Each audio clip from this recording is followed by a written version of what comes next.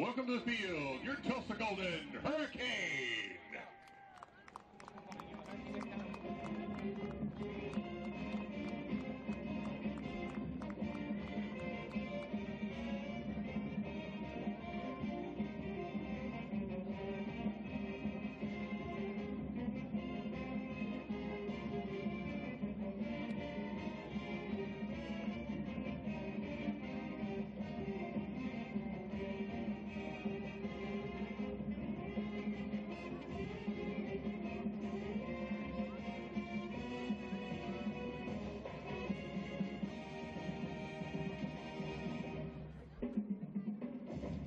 I can kind of hear you.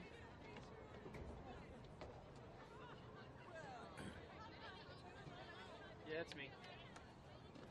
Just you all know, I just made Josh personally responsible for my wife is pregnant. So if she tries to get a hold of me and I don't get it because I have this shitty ass phone, him and all of you are liable. Just letting you know.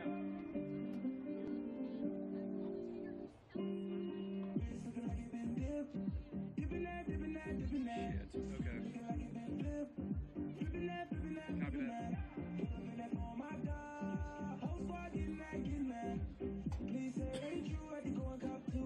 No pressure, no pressure, no pressure, no pressure.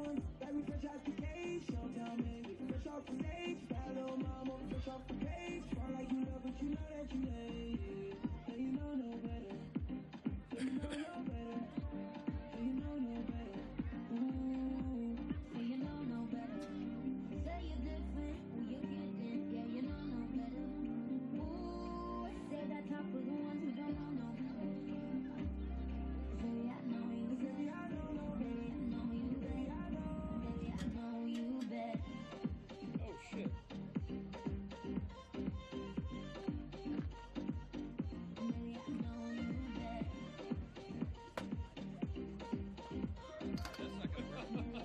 That's not gonna work. I got extended too far.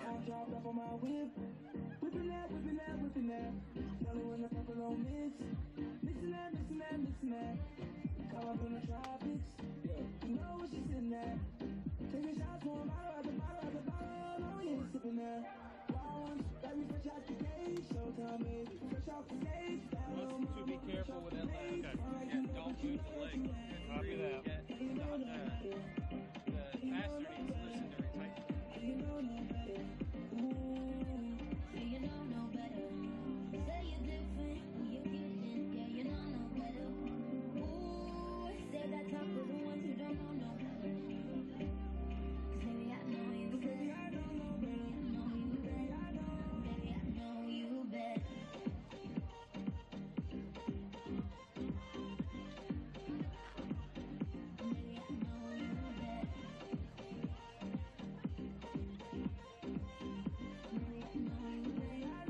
Are they talking?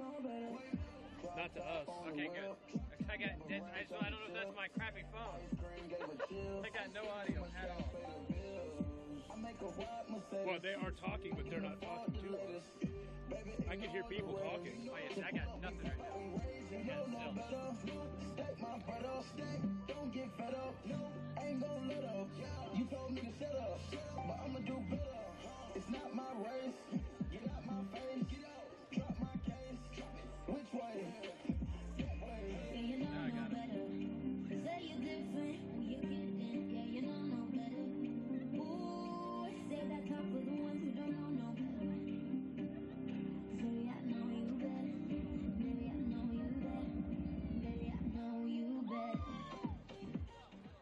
Welcome to tonight's game featuring the Memphis Tigers and your Tulsa Golden Hurricane.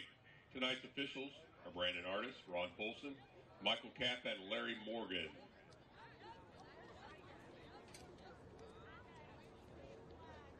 And let's have the starting lineups. First for the Memphis Tigers, at midfield number 2, Serena Dolan. At forward number 4, Elizabeth Warner. At midfield number 6, Catherine Levasseur. At forward number 7, Marie Levasseur. At forward number 9, Michaela Morton. At midfield number 10, Jessica Lisi. At defense number 11, Sydney Kingston. At defense number 16, Olivia Gauthier. Also in defense, number 19, Sesson Stevens. And in midfield, number 24, Maggie Overby. And in goal for the Tigers, 00, Elizabeth Mober. Assistant coaches are Johnny Walker and Lizzie Simonin. And the head coach is Brooks Monaghan. Here's the starting lineup for your Golden Hurricane. At 4, number 3, Valerie Morris. At 4, number 5, Christina Ho. At 4, number 10, Reagan Whitlow. At midfield, number 11, Amanda Creason. At midfield, number 13, Tana Date. Also at midfield, number 14, Rachel Thun Blankenship. At midfield, number 15, Ashlyn Heckman. At forward, number 20, Eden Opie. At defense, number 21, Avery Dubach. And in defense, number 22, Anna Martin. And in goal for the Golden Hurricane, Courtney McKeon. Assistant coaches are Jim Ryan, Yolanda Thomas, and Matt Cronister. And the head coach of your Golden Hurricane, Kyle Cousin. Ladies and gentlemen, at this time we ask that you please rise as we pay tribute to TU Senior Goal.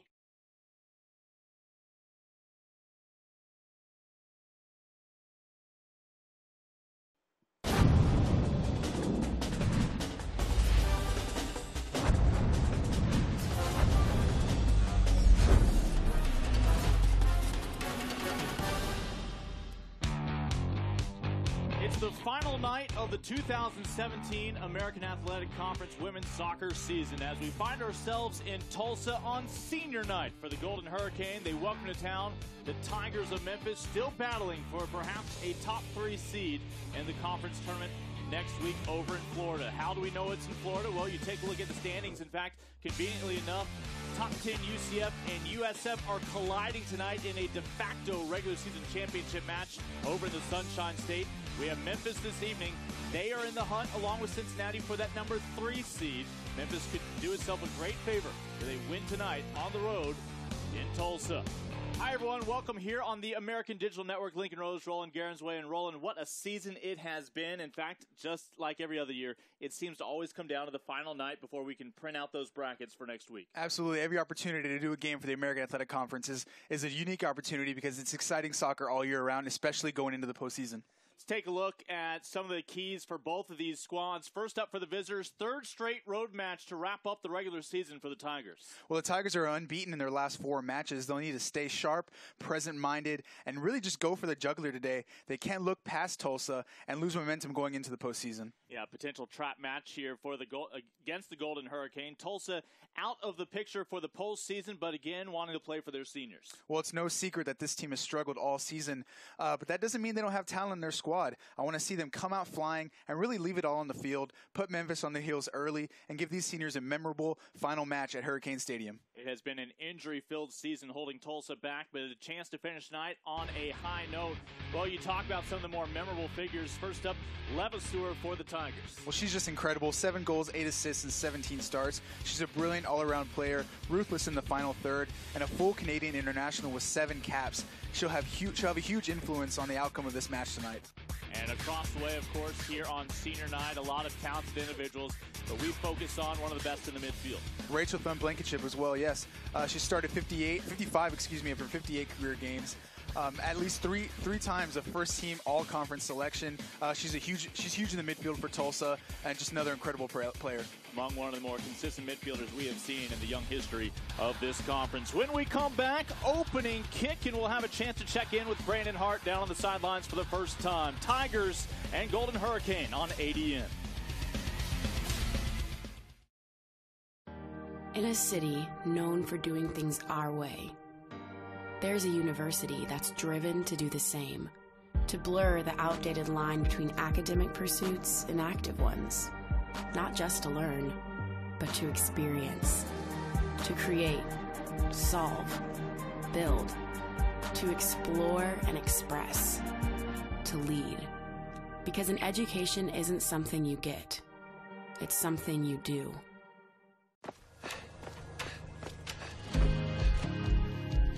I'm Kirk Smith, and this is my story.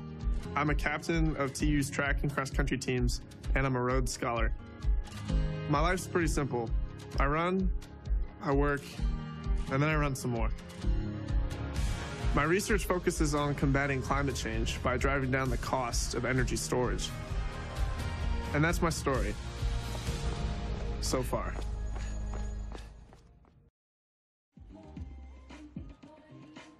Senior night here in Tulsa, a chance to head out on a winning note, trying to capture a full 3 points and spoil the visit for the Memphis Tigers. In fact, already a quick update as we will be tracking all the other matches. There are 3 other contests in the conference going on here tonight to determine the final standings. A big one in Florida, but of course also mindful of the matchup involving Cincinnati and ECU. Cincinnati tied with Memphis right now for third. For more on that, let's welcome in for the first time today down on the sidelines and check in with Brandon Hart.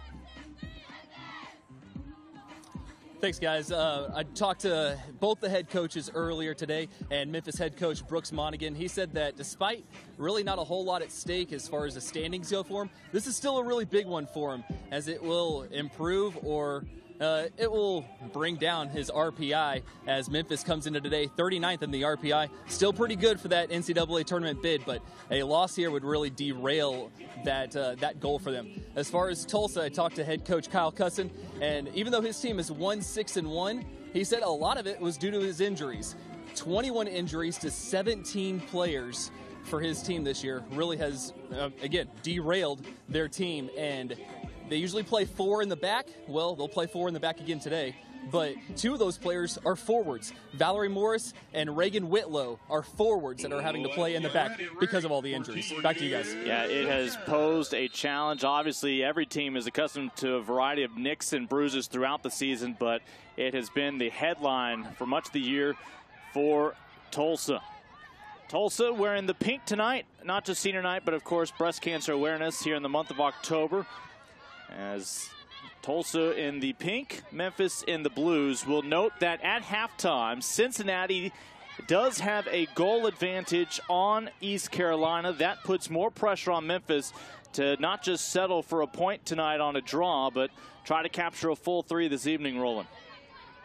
It's going to be a tough one, this one, especially talking about the injuries with Tulsa. Again, 2 forwards at the back line.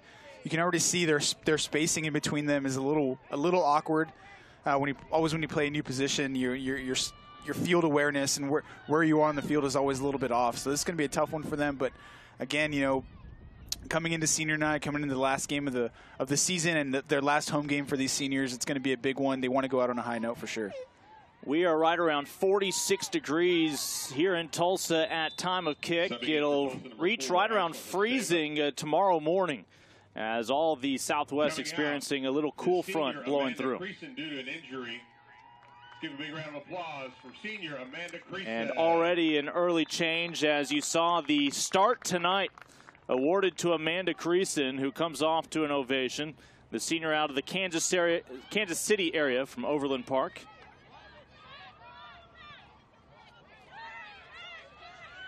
But 7 seniors will be recognized throughout this evening. Of course, with the Canadian flavor to the roster, we did have the Canadian national anthem preceding that of the United States.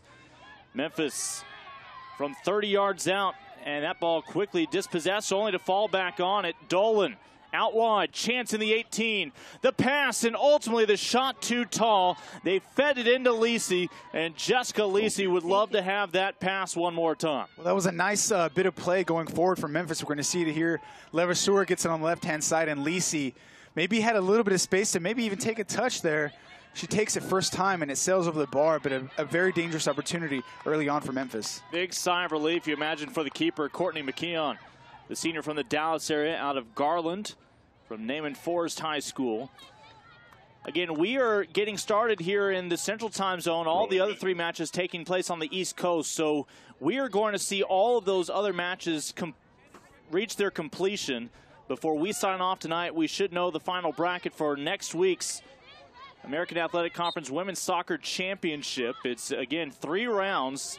It'll include just 6 teams total, as the top 2 will receive a bye. We do know the top 2 teams will be the 2 Florida schools in UCF and USF. We just don't know yet which one will prevail as your regular season champion and actually host, whether it be in Orlando or over in Tampa. Nice job early on. We talked about the obstacles for Tulsa, but they've had some good possession in the opening minutes. Tulsa looked to be trying to settle on the ball here. It's nice to see them not sort of hoofing it forward and going for broke early on. Heckman was able to fall on that ball, sends it out to Thun Blankenship. You noted at the top of the broadcast, Rachel Thun Blankenship out of OKC, a 3-time first-team all-conference selection. This year, opposing squads did a nice job holding her to just 4 goals, as opposed to a year ago, 12 scores, 9 assists. One of the best all time. Well, she's massive for this Tulsa midfield. She really settles things down, distributes the ball well. Warner blows right by the defender. Warner towards the far post, and it carries wide. Past the outstretched fingertips of McKeon. And let's see if they say she got a fingertip on it or not. No, simply a goal kick. What a brilliant individual effort here. You see her stride right past the Tulsa defender like she's not even there. Doesn't quite get her hips all the way around to get a full contact on the ball, but still a decent strike.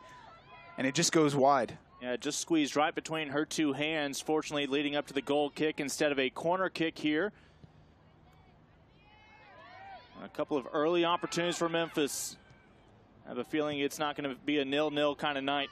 It doesn't look like it. Memphis playing with a lot of confidence. Exactly what I wanted to see from them. As we said, they're going into the postseason. They must go in with that confidence and with some momentum. Again, they've won 3 of the last 4 and tied just 1. So they're undefeated still. So they're really flying high right now. And the ball with the captain, Gauthier, on that back line. Gauthier out of St. John, New Brunswick. Junior up towards midfield.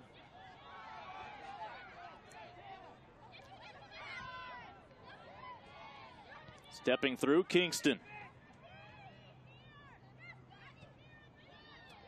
5 minutes into this one. Early opportunities, and here's another one. Flag stays down. That was a beautiful ball. Warner on the outer edge of the box. Warner with the cross, diving in to intercept that opportunity, McKeon. McKeon with some great goalkeeping there, but again, down this right-hand side, Tulsa looking very vulnerable. Well, 3 times they've come knocking on the door of Courtney McKeon. That's the first time she's actually had to intervene with her gloves. And again, quickly, Tulsa the other way.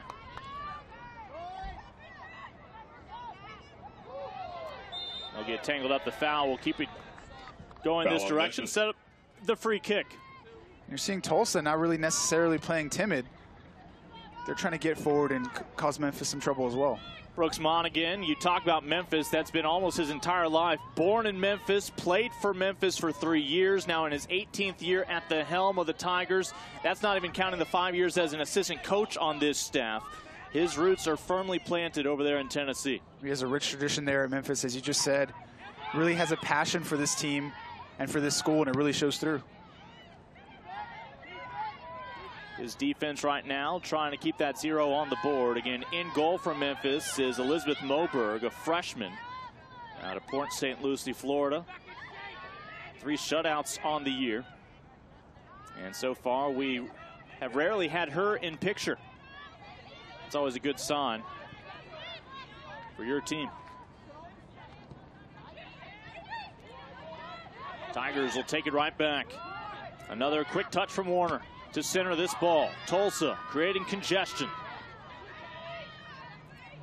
You hear the communication throughout this one. Ball on the boot right now of Heckman.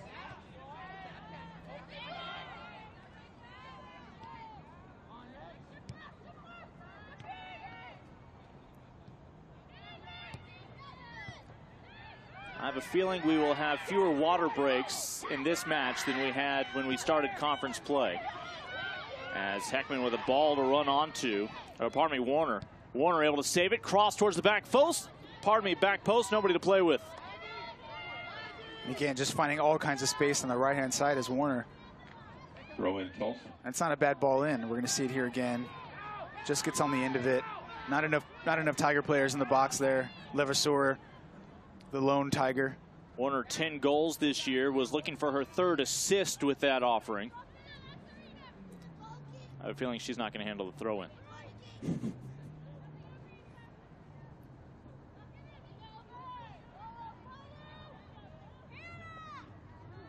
Yes, Esteva Overhand toss.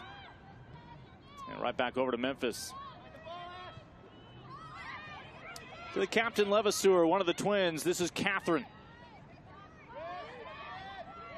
Out wide. Trying to throw numbers at the Golden Hurricane. Outer edge to the 18. Chipped in, a little deflection, and McKeon able to read that well. And again, that's Levasseur getting on the end of that one. She puts in a decent cross. It was deflected, and again, good goalkeeping from Tulsa. Looks like they're really trying to attack the flanks, Memphis are. Really working the flanks with Levasseur and Warner. Full speed ahead. We had two lanes merging into one. A little pile up there momentarily.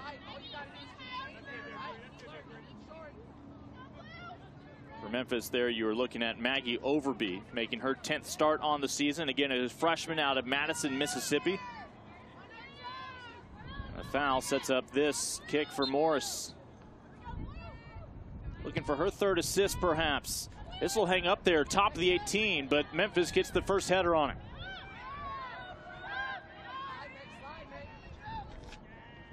And simply in touch. Throw in Tulsa.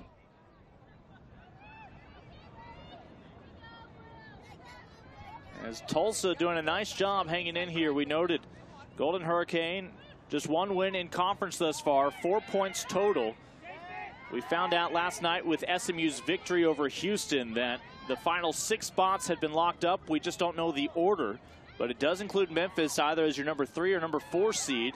And of course, the difference there is a 4 seed plays the 5, a 3 gets to play the 6 because the top 2 seeds will have that first round off next week.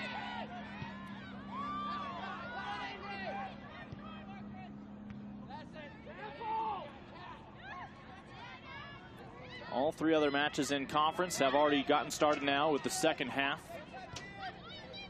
USF had a 1-goal advantage on UCF at the half. Cincinnati up on ECU after scoring in the 42nd minute.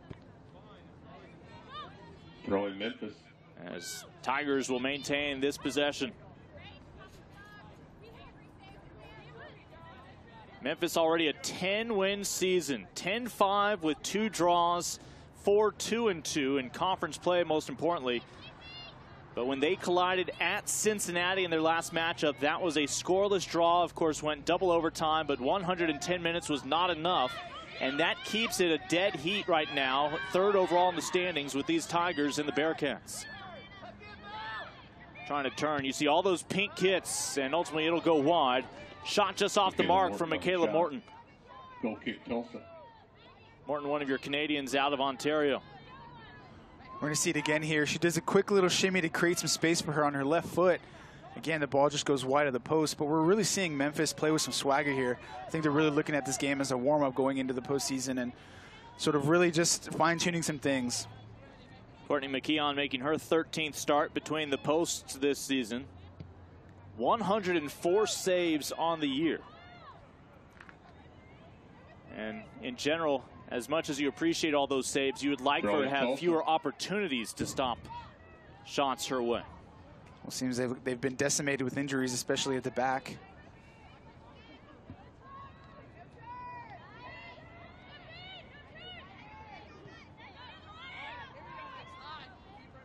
Yeah, a roster of 27 players, as Brandon noted near the top of the broadcast. 17 of them have had injuries.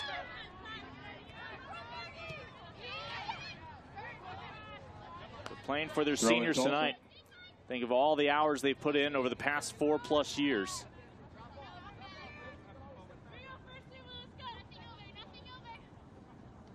So far in the first 12 minutes or so, both teams coming out with some high-intensity play. It really looks like both want to win this game, so we should be seeing some fireworks for sure. Warner again on another run here in Tulsa. Puts it on her left boot for the shot. It'll carry wide again. Elizabeth Warner on the Warner shot. just so confident running at that back line of Tulsa. She's been on the ball at least 4 or 5 times so far in this first half, and she's looked very dangerous going forward. Cheeky little step over, goes under her left foot. Again, the ball goes wide of that right-hand post. You can go a whole match without having some of the opportunities she has had in open space. If you're Tulsa, you just hope you don't give her too many more of those opportunities. And you're probably feeling pretty lucky right now. Yeah, McKeon has not had to actually come up with a save as of yet. The only time she's intervened was on one cross. All the other shots just off the mark. Throw in Memphis.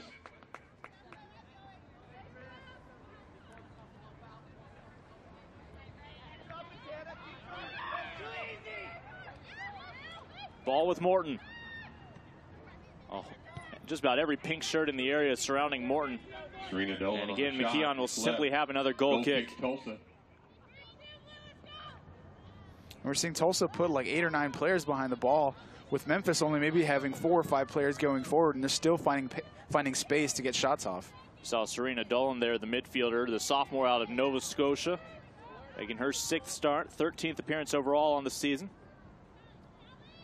Is a Memphis team that is outscoring their opponents this year 21-10 in the first half. Conversely, Tulsa just 5 first-half goals so far here in 2017. Memphis is a team that's going to come out of the gates flying. You're really seeing the sort of confidence they're playing with. They know they have the talent to compete with anybody in this league and definitely beat anybody in this league. 13th all-time meeting between these two programs. Memphis has won 8. They played to a draw twice. The other 2 going the way of Tulsa. Tulsa, 19 goals on the year, but it's from 10 different players. A balanced effort. And they have found a way to keep this one scoreless early on through 14.5 minutes of play. You know, Memphis can outshoot Tulsa, but if the Golden Hurricane manage to find the back of the net, all of a sudden they have a lead to work with. Cross sent in to the spot, and that time coming through, McKeon with the save, shutting down Morton. Morton again with another opportunity. And it was a decent ball in. She takes it first time. We're going to see her here. Nice communication between her and Levasseur. Levasseur tees it up perfectly for Morton, and again takes it first time with her left foot, but straight at the goalkeeper. How many times do you think they draw it up that way in practice? Hey, just stand on the spot, I'll get it to you, and all you need to do is follow through. Well, Morton made a good near post run, but as soon as Levasseur looked up, Morton looked up, they connected eyes. Morton held up her run. It was a perfect pass from Levasseur. So again, Memphis continues to put pressure on Tulsa, but Tulsa has had the answer every time. Throw in Memphis. As Ashlyn Heckman backtracking, freshman out of the Dallas area from Frisco Wakeland High School. And they will try to earn a goal kick, and they get it right here. Nice job by Valerie Morris. Goal kick Tulsa.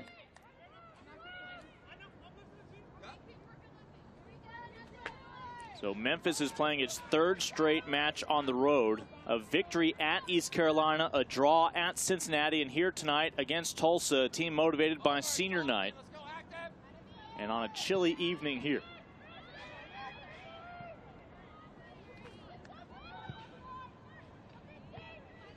Memphis already 4 points on this road trip. May still need another 3 to lock up that 3rd seed instead of thinking it go the way of Cincinnati.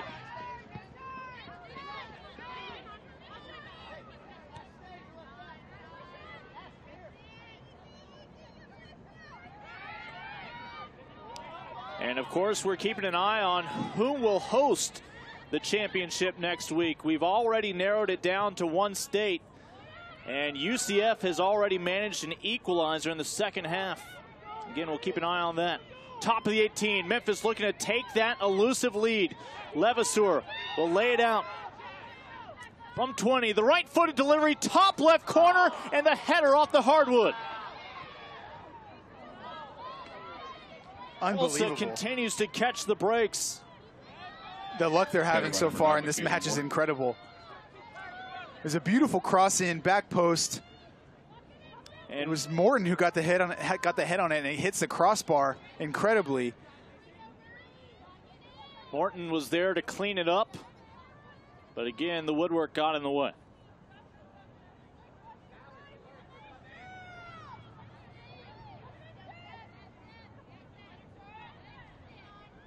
Tulsa just not able to get out of their own end so far. But how many lives does the Cat have left now? Again, that's the way this sport plays out. Tulsa just needs one mistake from Memphis to possibly take a lead here. Got to get a hold of the ball first. Memphis doing a good job at holding the ball, keeping possession, staying patient. playing the ball to feet. Not quite midway through this opening half. A scoreless affair thus far here at Hurricane Stadium. One of the usual suspects, Dolan. Again, able to shed her dancing partner. The cross denied. Sent back up top by Tulsa.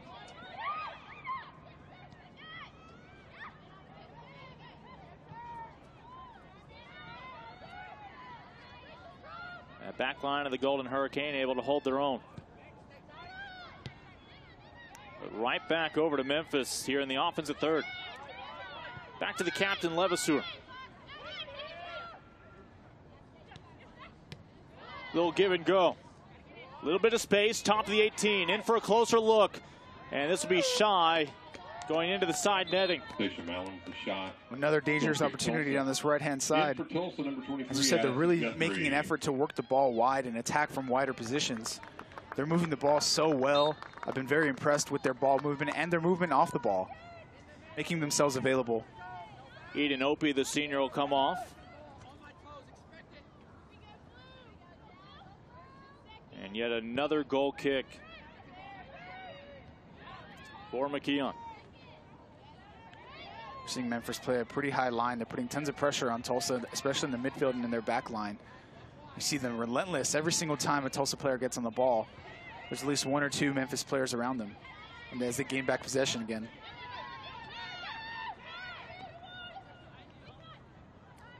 Again, Warner, 10 goals this year, 3-game winners. Warner on the ball. Warner up ahead. Flag will stay down. Can they connect this time around? And just perhaps 2 inches too far ahead of Warner to slam it home. That time it was Morton looking for the assist. This pressure that Memphis are putting on Tulsa is relentless. And Tulsa just hanging on by the scruff of their neck. So again, Warner and Morton have been knocking on that Tulsa goal all of this opening half. Just have not been able to figure out a way to get to the back of the net. We're seeing this Tulsa back line really put their bodies on the line to show tremendous effort to defend this onslaught from Memphis. Michaela Morton again. Up top to the co-captain Levasseur. Plenty of space to eye up an opportunity, and ultimately just not on the same page.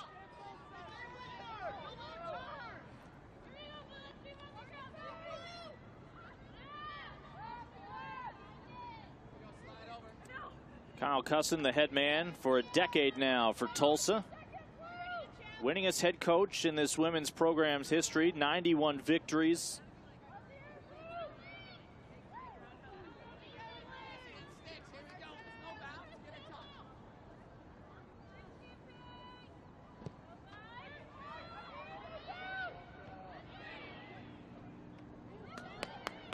And despite the whiff, they'll be able to send it back. Courtney McKeon.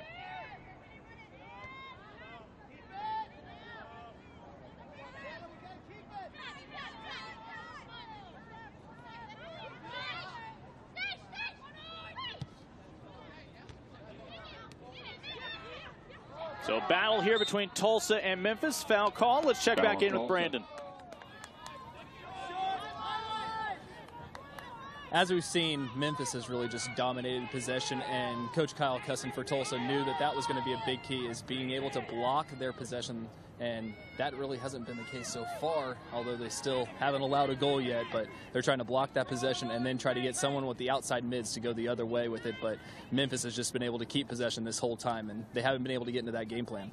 And that is reflected by the Tigers' 10 shots to none from Tulsa so far. McKeon. That'll be just her third save now of the match. Third shot on goal from the Tigers. And Lincoln Rose, Roland Garensway with you, along with Brandon Hart on the sideline. And a rare touch here for the opposing goalkeeper and Elizabeth Moberg. At least she feels like she's a part of the match. She wants to at least get 1 or 2 touches of the ball before this is over. Yeah, under her own terms.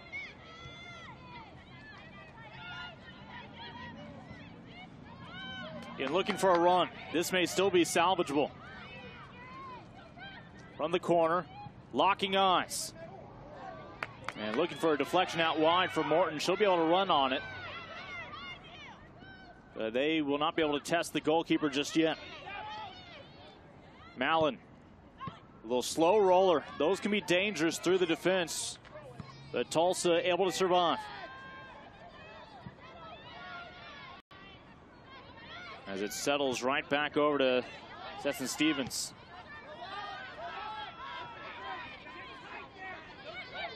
And part of that pipeline from Canada to Memphis, Tennessee.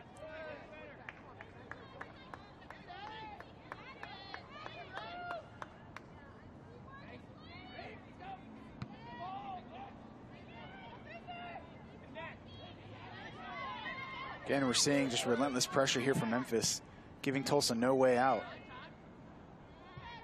And it's Levasseur here in the midfield that's really been doing a good job at regaining possession. You see her try to hustle back and win possession back from Tulsa. We're going to see it here again. Good tackle.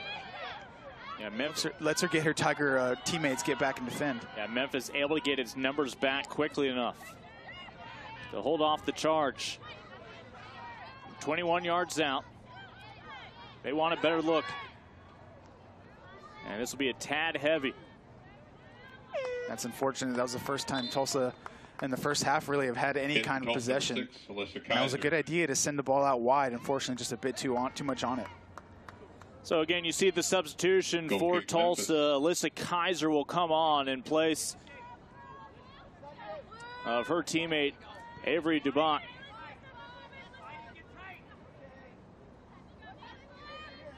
Kaiser, the sophomore out of Westminster, Colorado, making her 19th appearance on the year. That was a beautiful turn there from Warner. Warner wreaked havoc all this half.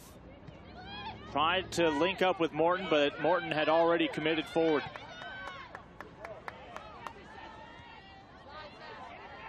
How about a counter here for Tulsa?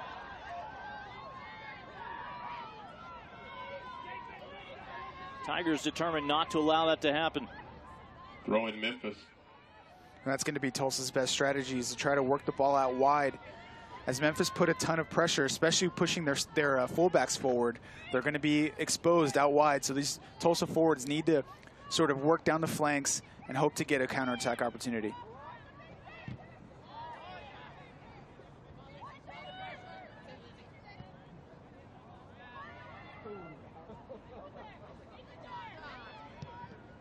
No mistakes.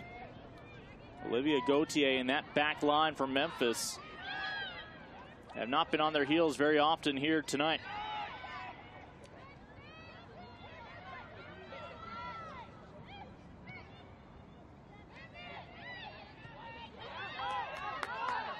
Through the circle. Out ahead. This flag will stay down. Guess who? It's Warner. Edge of the 18. The cross sent in. It'll be a corner kick for the first time tonight, as it'll be won by Memphis. It's just incredible how much space Warner is getting down the right-hand side. We're going to see her here again. Tons of time to make a decision. She whips the ball in to Morton, and he goes out for a corner. You got to wonder how many more opportunities Tulsa are going to give Memphis to stick the ball in the back of the net. Jessica Lisi, 5 assists on the year for the sophomore, will handle this corner opportunity. Swing out off the right boot.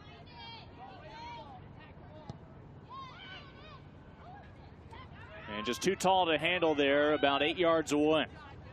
Memphis will still land on it.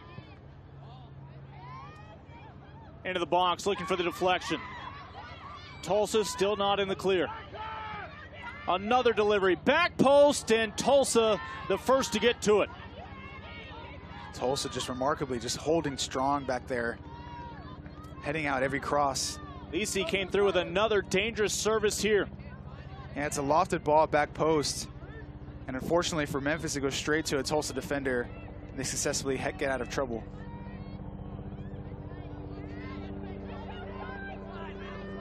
And again, Tulsa with a chance here to push numbers forward.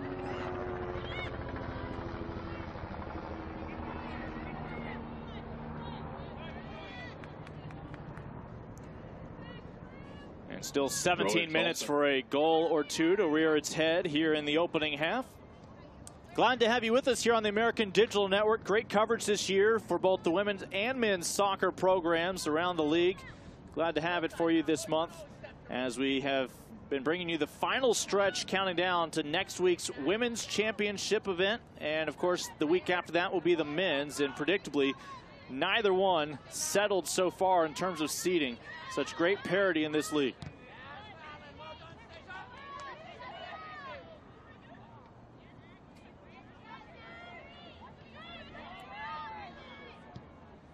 Six teams qualifying for the women, 4 for the men.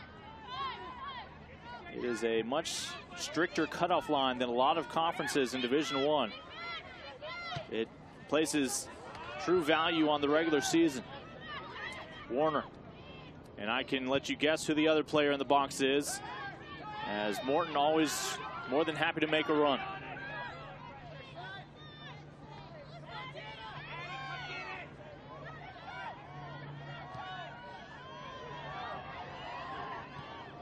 And Tulsa will have to settle for a throw-in. Throw-in Tulsa. Again, Memphis deal with every single Tulsa attack. 12, if you can call them that. They haven't really been in the box 16, too much. But again, just playing so confidently, Memphis. In for Memphis, number 17. Igwe will come on. Now Igwe, the freshman out of the Kansas City area from Leawood, Kansas.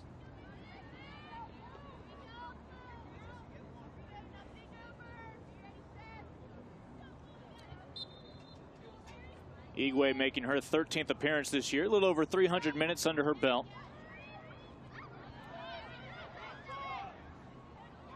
See if Tulsa can maintain an attack here. Bonnies get tangled up, simply a goal kick coming up. Goal kick Memphis. As holding her ground was Sydney Kingston, senior out of Dallas. And again, this is your reminder how tight things are. Cincinnati and Memphis. Cincinnati is up a goal in their match against ECU. Memphis scoreless so far here.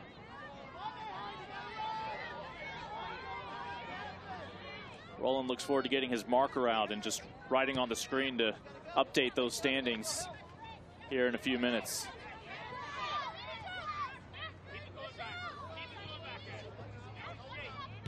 Again, USF and UCF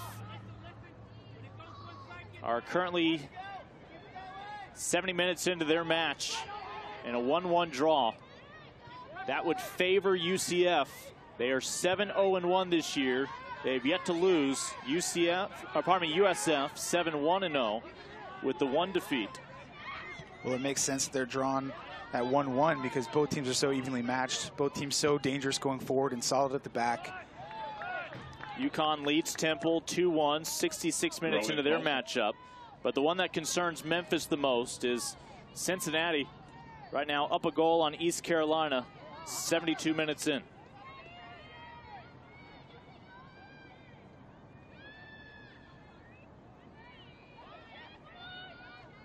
Again, Cincinnati an identical mark as Memphis in conference play at 4-2-2.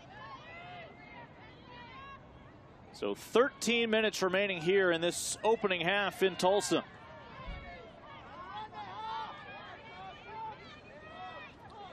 Tigers obviously more than their fair share of opportunities. Tulsa has found different ways to survive so far, as Memphis outshooting the home side 11-0. McKeon with 3 saves already, does not need to come through with a 4th one there.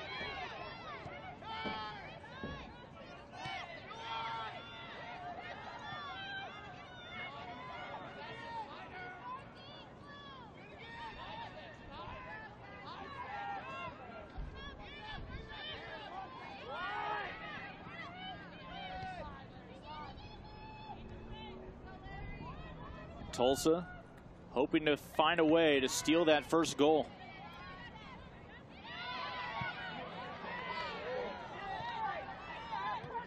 But no miscue on the back line for Memphis as of yet.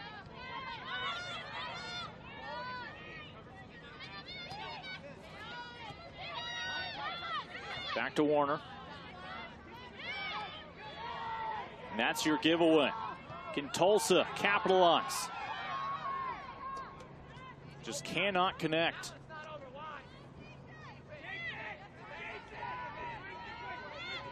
But those are the opportunities, Roland, you have to imagine Tulsa's looking for.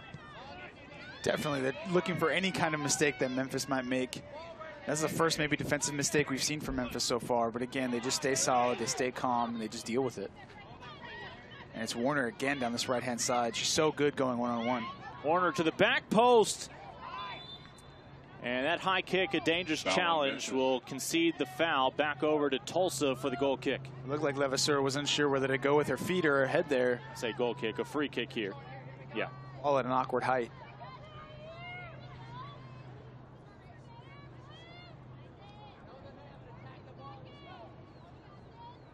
McKeon. Wouldn't mind being a spectator, as her counterpart in the opposite goal has been tonight. She's definitely been busy tonight so far.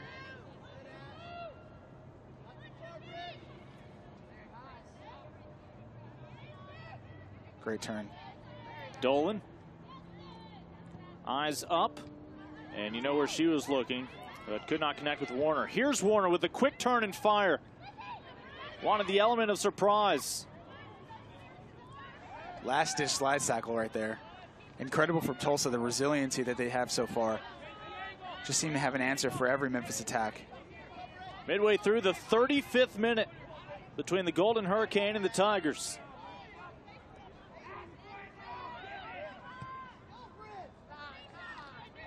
Tulsa trying to chew up some real estate over the top, but Memphis able to acquire that ball.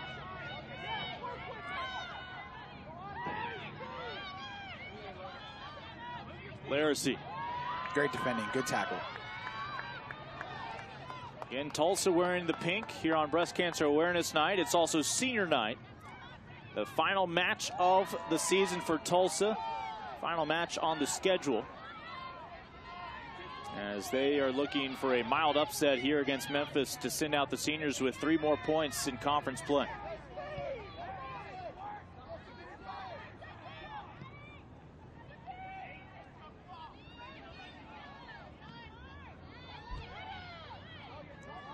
Tigers inside at 9.5 minutes, looking for that elusive lead before halftime. Run right into the pink wall as they strip Levasseur of her chance. Foul on Memphis. And the Tigers wondering, what will it take? Believing they probably deserve a multiple goal advantage by this point. Levasseur just loses the ball and goes into a rough challenge and an obvious foul there. That took out Kaiser. Look at Clarissa Laracy, the freshman out of Ottawa.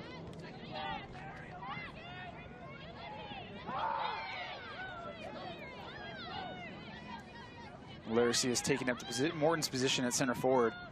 And you see her on the ball now. Laracy has a couple of options. Just takes too long. Tulsa will force it out for a throw-in.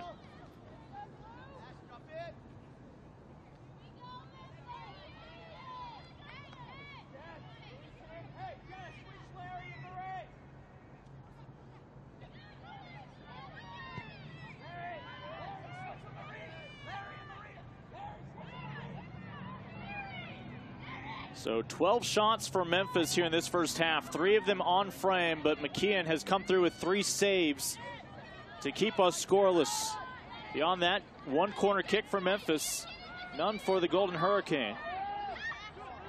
6 fouls called, 5 of them on the Tigers as the aggressor. Again, great pressure for Memphis to regain possession. From 23 yards out, that one just over the crossbar. McKeon was not going to be able to influence that ball had it been a tad lower.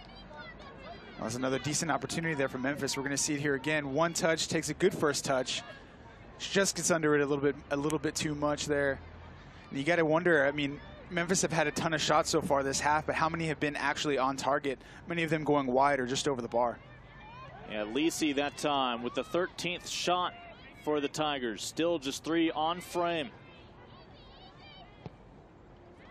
Arguably the best opportunity, that delivery to the back post where a header almost sent it home from Morton, but instead it hit the upper 90.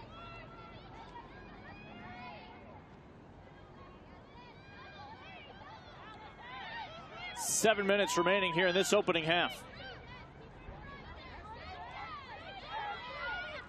As Tulsa will be able to land on this ball. Let's check back in with Brandon Hart. We've seen so many shots from Memphis, and it almost seems like it's just bound to go in at some point. And it's a surprise that they haven't gotten a goal yet. They're 14th in the country in goals scored, 40 goals this year. And something from Elizabeth Warner, too. She's 35th in the country with 10 goals. So it's just surprising that they haven't been able to find the net yet. Yeah, 21 of those 40 goals have been in the first half for the Tigers. A first half team, you could say, outscoring their opponents by 11 overall. Second half has been a pretty even draw with their opponents this year. McKeon comes out, the foul is called, and there'll be a little bit of concern for the keeper for Tulsa on that collision. Well, that was a parade for McKeon. She comes out, and commands her box. She makes that ball hers. She gets the punch at the end of the day and also draws the foul. We're going to see it here. It's a lofted ball. And actually, a Memphis player gets her head on it. I think they both get a piece of the ball, but goalkeeper's always going to get that call on that one.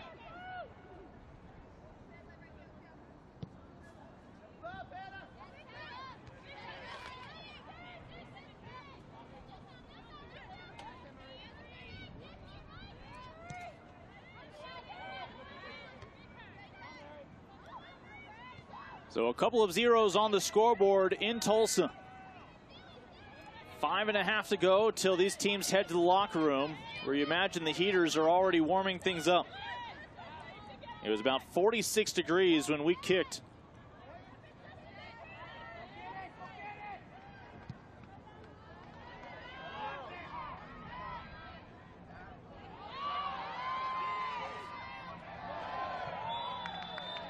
And there's going to be a free kick out there on the wing. Foul on Memphis. This will be the first dangerous opportunity that Tulsa might have. We're going to see what they can do with this free kick here. We're going to see here. Valerie Morris winning this opportunity. And it was Laracy giving the foul away. And Morris does well to get by Laracy. And Laracy, again, just concedes a free kick. And Tulsa, if they can get a goal here just before the halftime, it would be a big confidence boost. Hannah Dake with 1 assist on the year. Preseason all-conference, left-booted delivery. Header towards the frame, still not safe. The Tigers able to at least slow down the attack. That's probably the least comfortable Memphis has felt all night. Absolutely, it took them three opportunities to clear the ball. Tulsa, very unfortunate for them that they couldn't get on the end of one of those. Throwing Tulsa. As we get closer to halftime, both teams mindful of trying to sneak in that first goal. Memphis will really feel hard done by. Again, just by all their attacks going forward, just not finding the back of the net. Foul on Tulsa. The other matches around the league down to their final 15 minutes or less, and that less includes Cincinnati hanging on to the 1-0 advantage with about 7 minutes to go against East Carolina. Elsewhere, UConn and Temple, 2 goals apiece, and USF and UCF, 1 goal apiece. Talk about the competition in this league from top to bottom. This is your final day of the regular season. Final day for these seniors for Tulsa as they wear the pink tonight. And nothing came of that last possession. Golden Hurricanes still on it here inside of 3 minutes.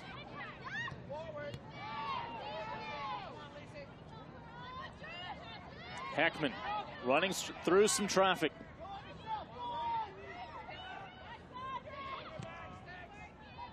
And nothing but blue shirts in the area.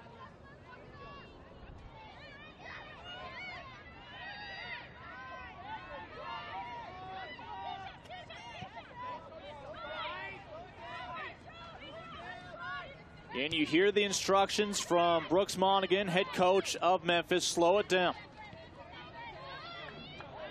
There is no hurry. You have the ball. You've played well this first half.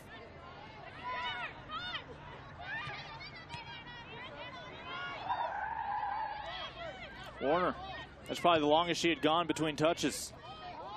Well, Tulsa right now with just 9 players behind the ball at the moment. And Memphis just not being able to find any space going forward.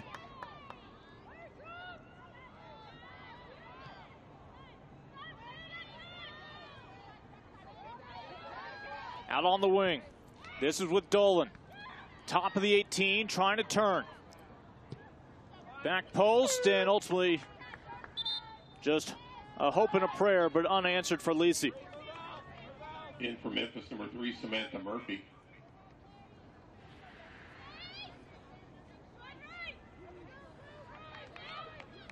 We see Samantha Murphy for the first time tonight, coming off the bench for the 15th time this year, the freshman out of Ontario from Aurora.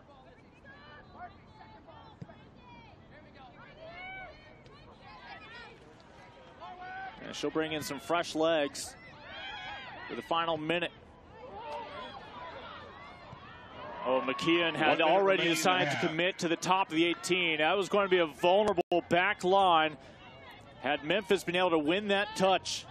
That was a beautiful last-ditch effort. Actually, Levasseur almost got the end of that one. And again, you said McKeon came off her line already. She made that decision, was in kind of no man's land there. Could have been a very dangerous situation for Tulsa, but fortunately for them, they deal with it. Stevens, the senior Tiger, will toss this in. Final half minute of play in the first half. And we are getting closer and closer to Tulsa surviving the onslaught of opportunities for Memphis, and yet we will go to halftime with a score that'll read 0-0. But Tulsa will have to again hold for another 15 seconds here.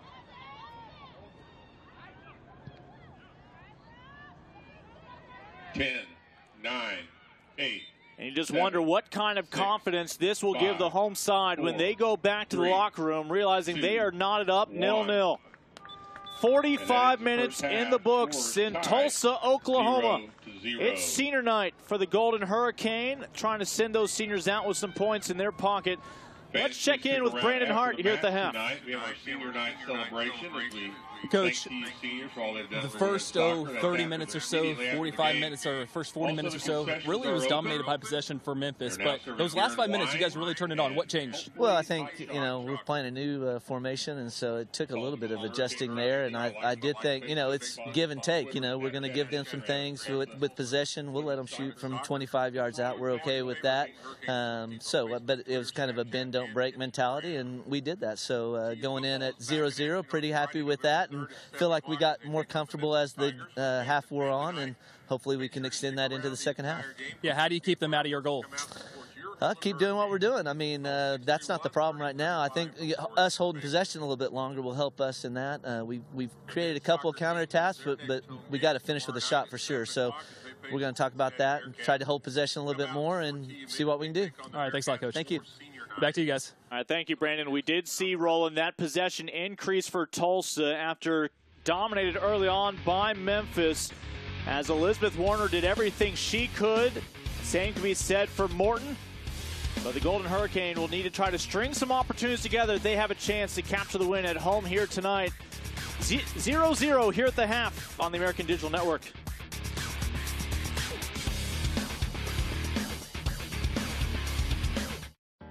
In a city known for doing things our way, there's a university that's driven to do the same, to blur the outdated line between academic pursuits and active ones, not just to learn, but to experience, to create, solve, build, to explore and express, to lead. Because an education isn't something you get, it's something you do.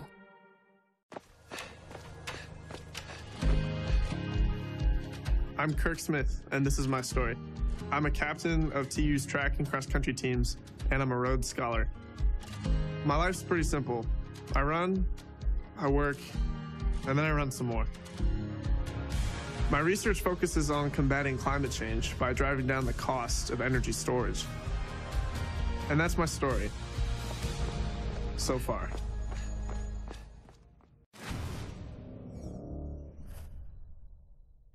Thanks for tuning in to our Olympic sports edition of The Rise. Hope you're having a great week.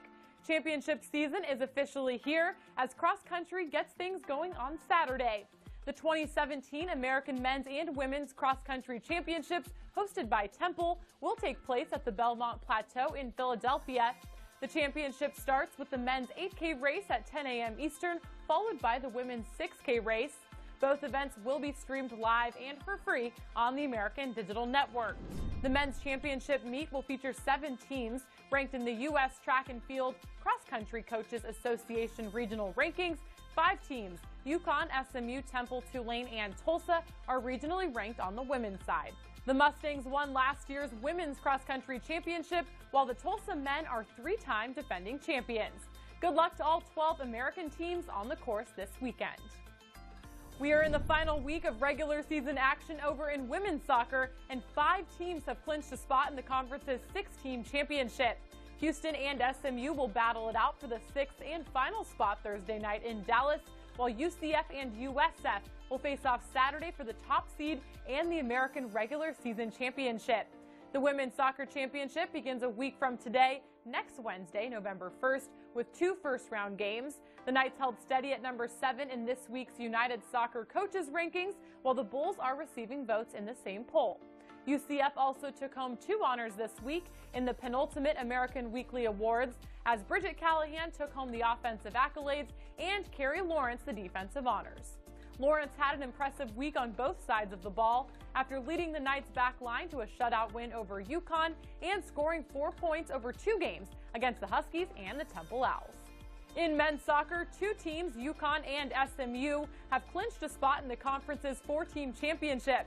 The Mustangs continue to climb the national rankings and are number 10 in the Top Drawer Soccer poll. They have not lost a match since last month's overtime loss at Tulsa and have posted 4 consecutive shutouts. Garrett McLaughlin, who scored 8 points over 2 games last week, and teammate Mauro Cicero are 9th and 16th in the NCAA respectively in points per game.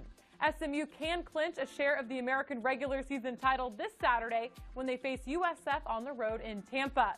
UCF, meanwhile, has earned back-to-back American Offensive Player of the Week honors and looks to solidify their championship seeding this Saturday versus Temple.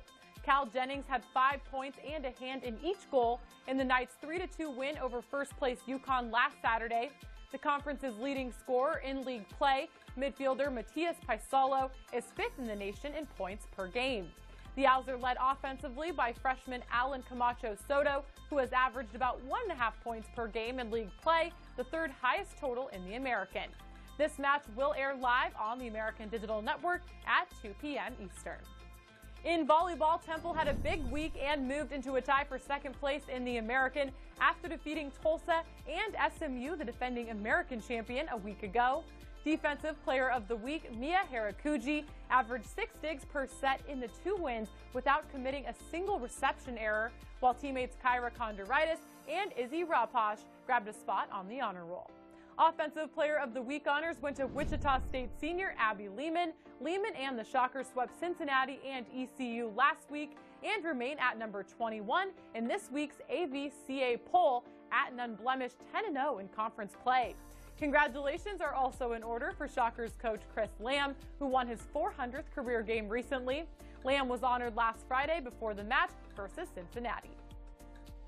In swimming and diving, ECU's Vandala Norman and Alicia Rouchet took home the league's weekly honors. UConn teammates Will Kiersey and Dan Kinney earned the accolades on the men's side. Both Rouchet and Kinney swept their diving events in dual meet action this past weekend. And here's a look at all of the action you can catch this week on the ADN. October 26th, Cincinnati will take on SMU in women's volleyball. Friday, Memphis will face off against Tulsa in women's soccer. Then Saturday, it's Temple and UCF, along with the cross-country championship races on the digital network. You can catch all of these events live and for free on YouTube. Be sure to check back all weekend long for updates on upcoming championships, as well as the results from cross-country. Have a great day.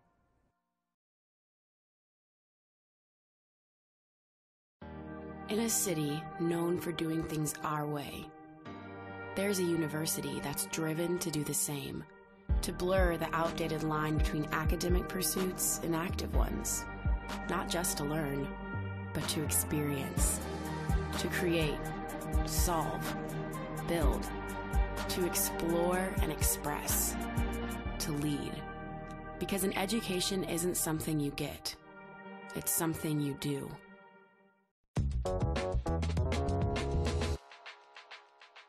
With the end of the season quickly approaching for the Golden Hurricane women's soccer team means the end of memorable careers for the seniors on this year's roster. For two seniors, Rachel Thumb Blankenship and Tana Dake, it has been an experience of a lifetime they will never forget. What has it meant to us to play for Tulsa? I know for me personally, to play for the University of Tulsa, it has just been quite an honor. Just to know what kind of school it is and how it stands academically and sports-wise. It's just been a real honor these past 4 years to play for them and just to represent the wonderful city that Tulsa is. Yeah, I would agree. I'd say that playing for Tulsa has offered me a good chance to get a great education and also play for a pretty successful soccer school. And I've really learned a lot about hard work and dedication throughout my time here. While the time on the pitch may be nearing the end in the blue and gold, these memories made in these very uniforms will last a lifetime. Well, some of my favorite memories have to do with a lot of times winning games. Our freshman year, our very first conference game, we beat USF, it was USF, right, in overtime. And at the time we didn't realize how big of a win that was, but as future years passed, we started to realize UCF was a really good school. USF was a really good school, so it was a pretty big win. That's one of my favorite memories. One of my favorite memories was that game, but another one was the SMU game this year. We've been struggling a little bit this year, but to come off with that exciting win in the first, 15 seconds I think it was, of overtime, that was amazing. And just to experience that and just to know the hard work that went into that game, that probably was one of my favorite memories. Having been key contributors since their freshman season, both Rachel and Tana have developed, grown, and learned both on and off the field.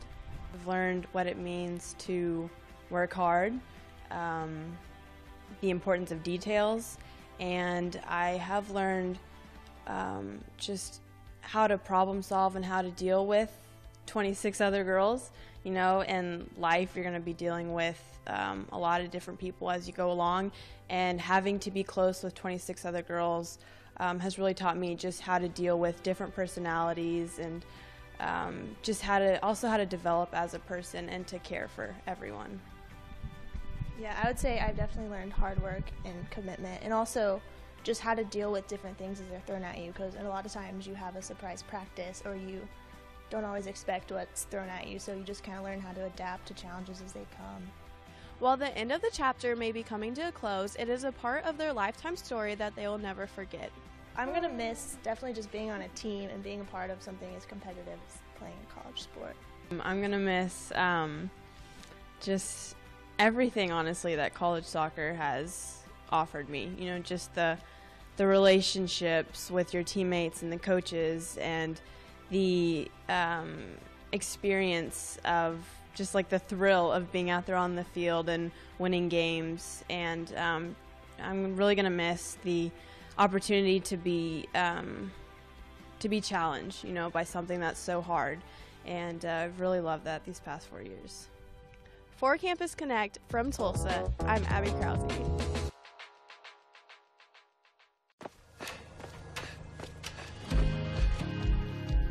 I'm Kirk Smith, and this is my story. I'm a captain of TU's track and cross country teams, and I'm a Rhodes Scholar. My life's pretty simple. I run, I work, and then I run some more. My research focuses on combating climate change by driving down the cost of energy storage. And that's my story, so far. I'd be always faithful. I want to be what you always needed. Then I hope you see the heart in me. I don't want another pretty face. I don't want just anyone to hold. I don't want my love in your ways. I want you and you're beautiful. So you're the one I want to chase. You're the one I want to hold. I won't let another minute go to waste. I want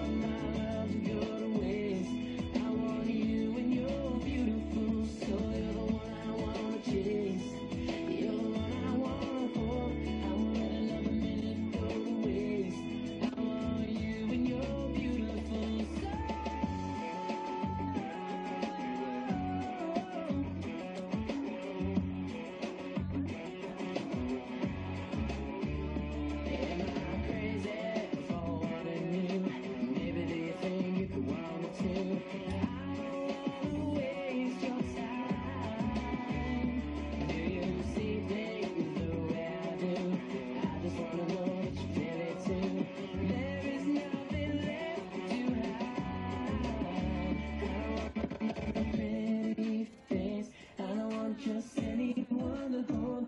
I want my love to go to waste.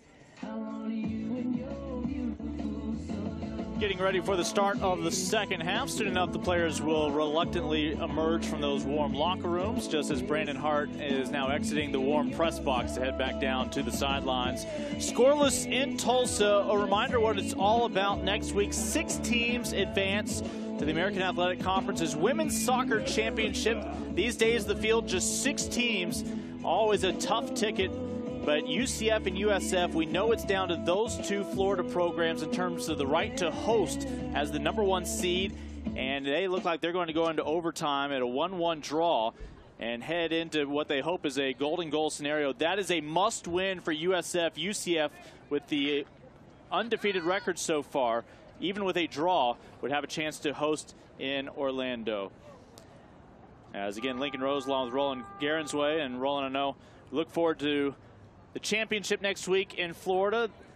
For Memphis, I know they aren't thinking about it too much right now, but Cincinnati has solidified their victory. Cincinnati now 5 wins, 2 losses, 2 draws to close out the regular season with a 1-0 victory over ECU. Let's go ahead and check back in with Brandon.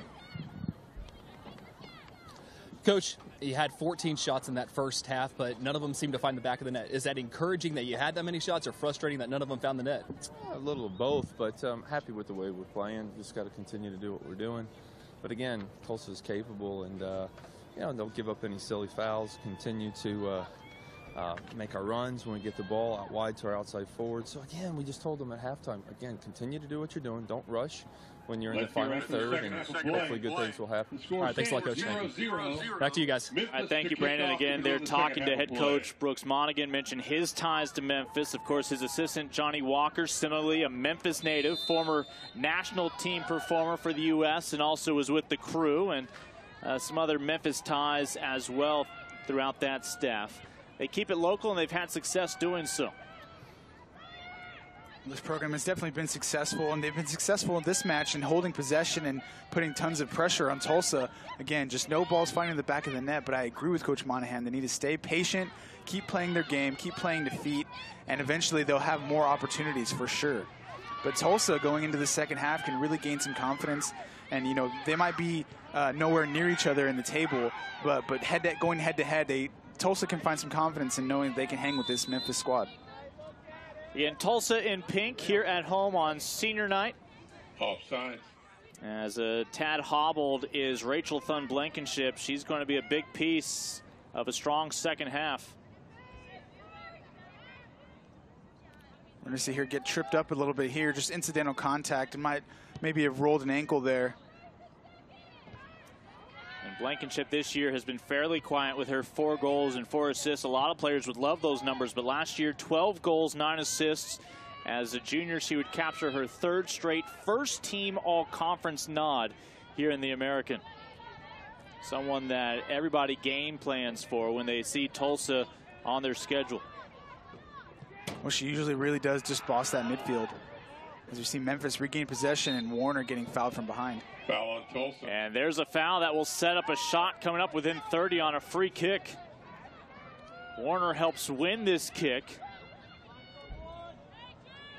And there's a reckless challenge from behind here and a clear and obvious foul. And the first dangerous opportunity here for Memphis. Just 2 minutes into the start of the second half. Can the Tigers finally crack their way onto the scoreboard? I wouldn't be surprised if they had a shot on goal here. McKeon on her line. A low drive towards the far post never would reach a Tiger nor Golden Hurricane. McKeon will simply have a goal kick. In for Memphis. And it was at a decent distance, and you got to say this Memphis squad really has the talent to hit them from distance like that. They did so. Unfortunately, it goes wide of the goal. Stacia Mallon's going to come back on and join 10 of her teammates out there for Memphis. Mallon over 1,400 minutes this year, 7 assists for the Indiana native in her sophomore campaign. Mallon's done a great job at that right back position at pouring forward and really putting a ton of pressure on Tulsa, and she's had a few decent deliveries inside the box as well. They're going to stop the clock to allow the boots to be retied. And McKeon will reinitiate things. Well, no, I say McKeon. That is Rebecca Diefer. Diefer will start the second half in goal, her 7th appearance. The 5'11 senior here on senior night. We see both senior goalkeepers. She from British Columbia in Canada.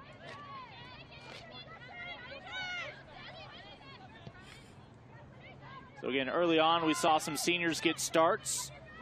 And now we're going to see both goalkeepers.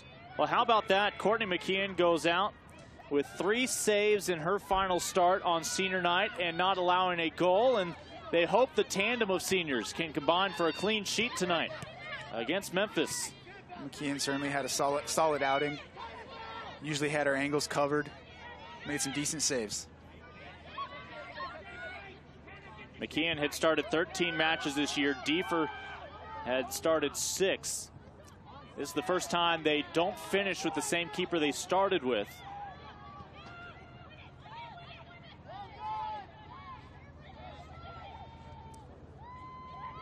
Tigers pushing numbers forward into the top of the 18, laying it out, looking to take a lead. It'll go wide. Goal kick coming up. We mentioned Cincinnati picked up that win moments ago, and to help clarify things, if Memphis can win tonight, let's check back in with Brandon Hart about the tiebreaker scenario.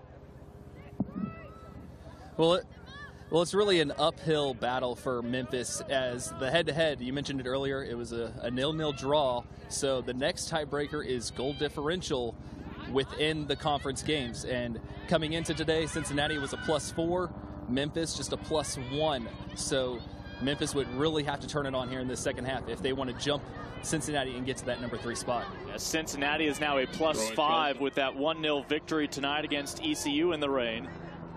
Memphis would need a huge second half. Now, last year, Memphis did get a win in Memphis against Tulsa 4-0. But this has not been that kind of evening. Tulsa has been very competitive in terms of keeping a goal off of the board for the Tigers. Well, Tulsa have been as solid as you could possibly expect, but, you know, with the amount of shots that Memphis have had, you know, this game could easily be 5-6-0. So you're looking at Memphis likely being the 4 seed. And SMU and UConn, again, you're 5 and 6. Tulsa. Oh, great delivery, top of the 18, but it'll be sent one.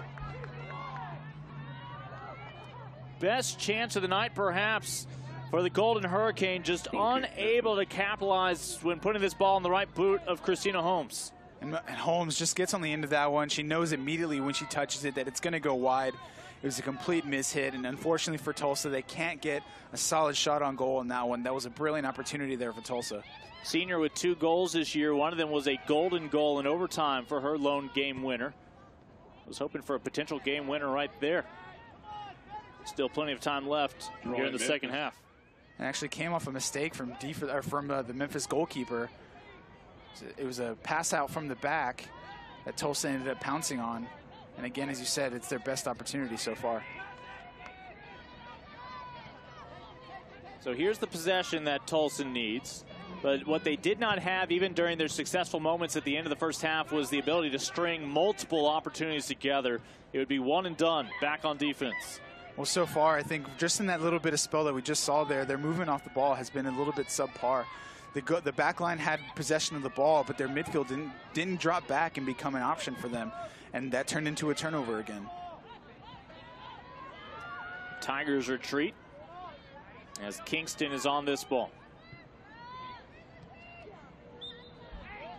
And Memphis will handle this right at midfield.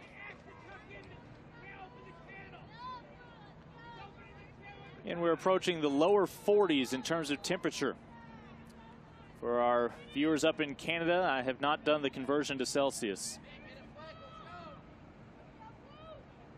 Pretty close to single digits, I assume.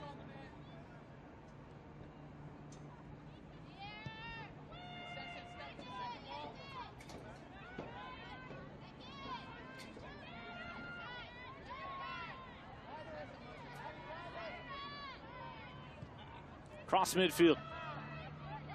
You have a captain right there for Memphis talking about Gauthier, ready to send it right back. Gauthier. This Memphis squad is full of individual talent. You see just how confident on the ball even their center backs are. Not showing any kind of panic when they're put under pressure. Sesson Stevens, a senior in her own right, able to slip it through. Up to Dolan. Dolan tries to lay one up to Levasseur. Goal kick, Tulsa. And it'll simply be a goal kick, just unable to capitalize.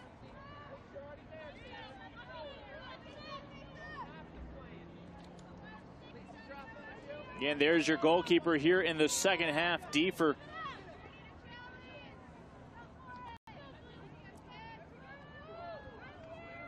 A 2.31 goals against average this year. We'd love to see that number fall if she can post another 45 minutes with a goose egg on the board. Foul Memphis. Well, the start of the second half has been a lot more evenly matched. Tulsa have had a couple of opportunities to get forward. From midfield toward the top of the 18. Tigers get the first touch. Tulsa unable to keep this possession. It'll be a throw for Memphis.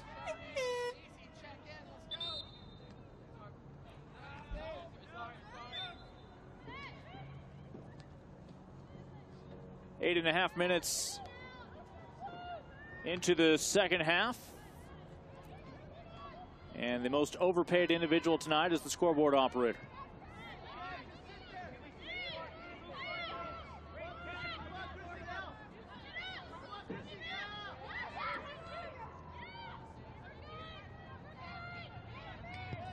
Kingston. Again, when in doubt, you look for Warner. Warner will run without the ball, hoping to see it again. That's not going to happen.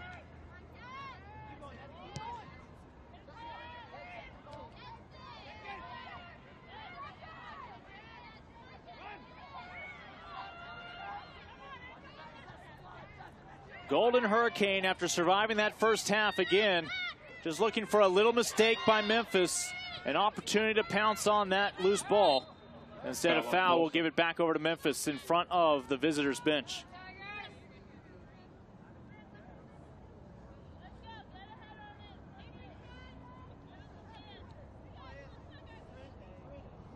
We're going to see it again, Levasseur on the ball, and again, another clear foul there from Memphis. Just trips her up a bit. Levasseur showing a little bit of frustration there. Again, the Levasseur twins, Marie and Catherine, now in their junior campaigns. Remember, they made quite a splash their freshman year a couple years ago. Memphis able to make its way to the conference tournament that year in Dallas at SMU. That was back when the site was predetermined. Also when 8 teams could qualify. When we talk about the Levasseur twins, you have Marie, who's a full Canadian international, just a very dangerous player going forward. And her sister, just a hard-nosed center midfielder, doing a great job of retaining possession and really spreading the ball out wide into her teammates. Just a brilliant holding midfielder. Niecy Jennings back on. Let's check back in with our sideline reporter, Brandon Hart. Yeah, subbing just now back into the game was Rachel Thun Blankenship, and she's one of the best that TU's ever seen. And in fact, Kyle Cusson said that it's one of those things where you can't imagine coaching before her and can't imagine coaching without her. Someone that he really admires. And she has a school best 28 assists in her career. Corner kick, Tulsa. Preseason all-conference. Mentioned she got all-conference nods the last 3 years. Good to have her back on for this final push. Thun Blankenship picked up a bit of a knock a few minutes ago. Again, Tulsa just lucky to have her back on the field. She really does run that midfield. So how about this opportunity coming up for the home side? Reagan Whitlow. Tulsa will have Whitlow, the sophomore from Broken Arrow, Oklahoma. 1 assist on the year. This is her second corner of the night, again with that right foot. Plenty of blue kits in the area. First touch from the Tigers, as is the second. Tulsa will finally be able to redirect it, but not for long.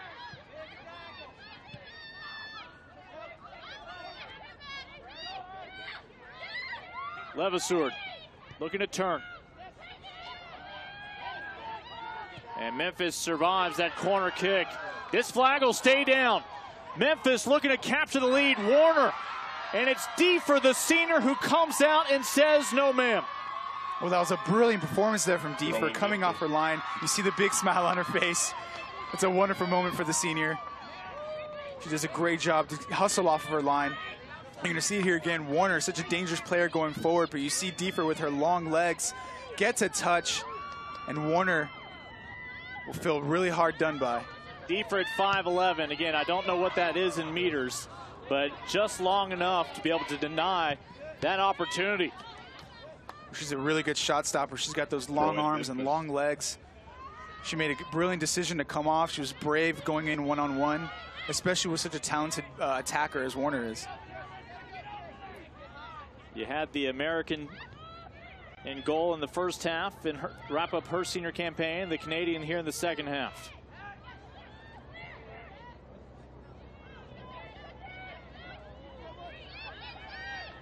Let's see if Tulsa can continue to build on this confidence.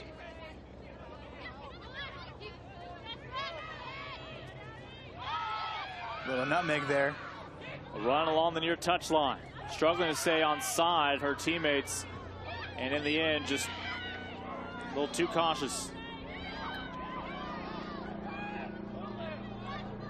Memphis the other way with Gauthier. Gauthier pushing all the way up into the midfield.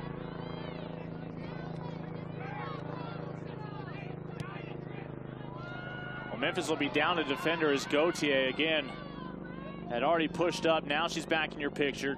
Memphis able to recover.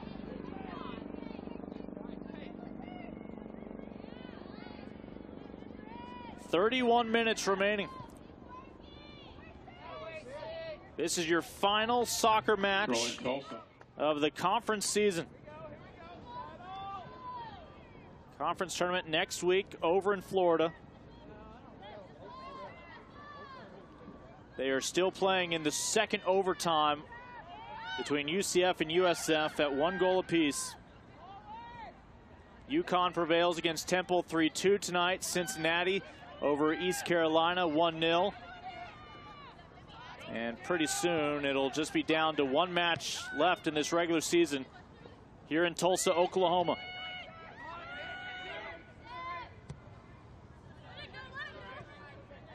Throw in Memphis.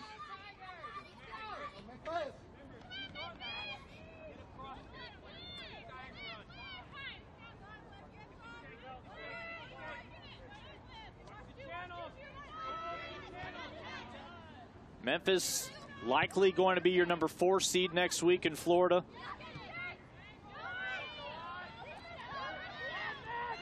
Levasseur, left-booted delivery. Top of the 6, and the Golden Hurricane back line able to come through. Levasseur with a brilliant run down this left-hand side and a great cross in. What more could you want if you're a Memphis attacker? Unfortunately, no one could get on the end of that one.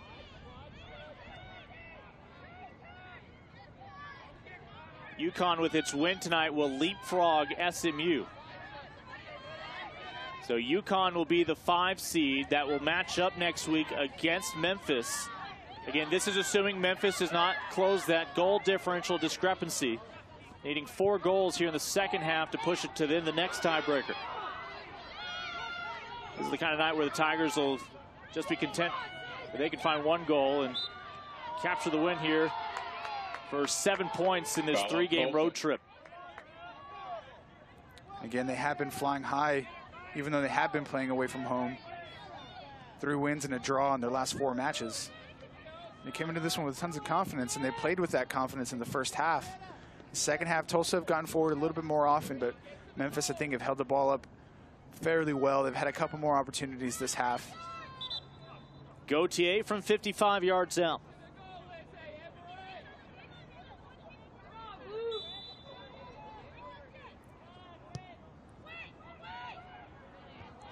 About 13 yards away from the intended destination.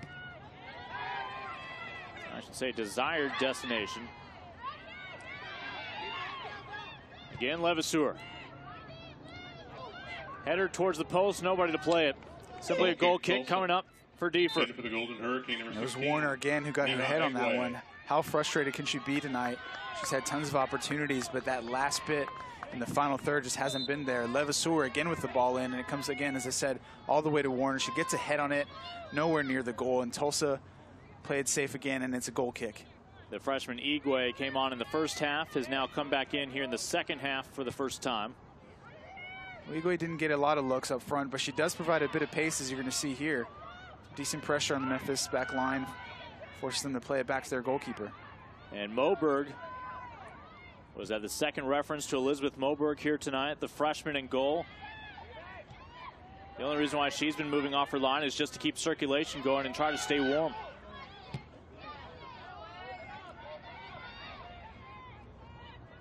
You see the gloves on some of the competitors. A cold front blowing through the southwest this week, really over the past 24 hours or so. It is warmer in Philadelphia on the campus of Temple tonight than it is in Tulsa or in Dallas at SMU.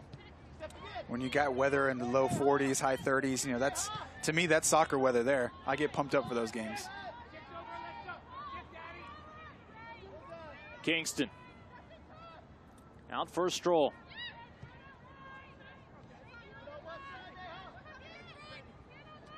Gauthier, one of the captains.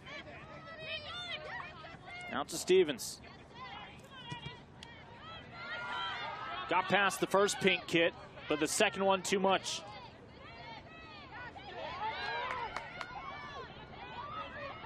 Lisi. Out wide to Warner.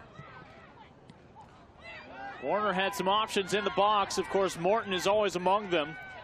But Tulsa survives another push forward from the women in blue. Again, it's just insane how many times Tulsa are getting away with this onslaught of Memphis attacks. Tulsa really riding their luck here. So 0-0 here with 26 minutes still to go. Golden Hurricane flirting with that offensive third, but nothing doing. Let's check back in with Brandon. You guys were talking about how cold it is, and it is no joke, as I think this may be the first time that both teams have taken out the parkas this year, and it ends up being for the last game of the regular season. But both teams not sitting on the benches. I don't know if it's to keep the circulation in the legs or because they're aluminum benches and don't want to stick to them. Yeah, thank you, Brandon. As I have a feeling they won't need the parkas, at least Memphis won't next week in Orlando, or if USF can come back down in Tampa. Yeah, what you'll see in women's soccer more often than not is those benches are a nice purchase, but nobody's using them other than some staff. The players like to show off their fitness all season long by standing the full 90 minutes, even if they never actually get in. So it's just a mentality that those players will stand the whole time. With that said, Brandon, we will triple dog dare you to go up and put your tongue on the bench. We're not going to reach freezing until tomorrow morning. We'll just take your word for it. So 25 minutes to go here in the second half. Of course, we would head to overtime if neither team can find a goal here through the first 90 minutes.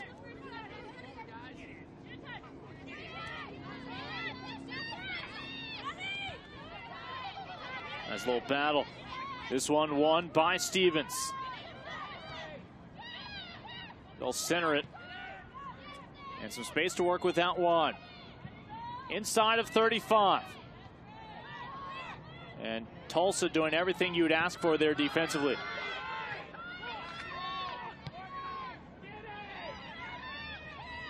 Levasseur. Left-booted delivery. You're seeing Levasseur with the ball out wide, and 9 times out of 10 she's resulted in just trying to cross the ball in and whip it in. I like to see her go one-on-one with her defender. She's so skilled; she can really beat any defender in this league. Igwe still on this ball, and just not enough pace on the pass. You saw she has the fresh legs. The sub here most recently in the second half.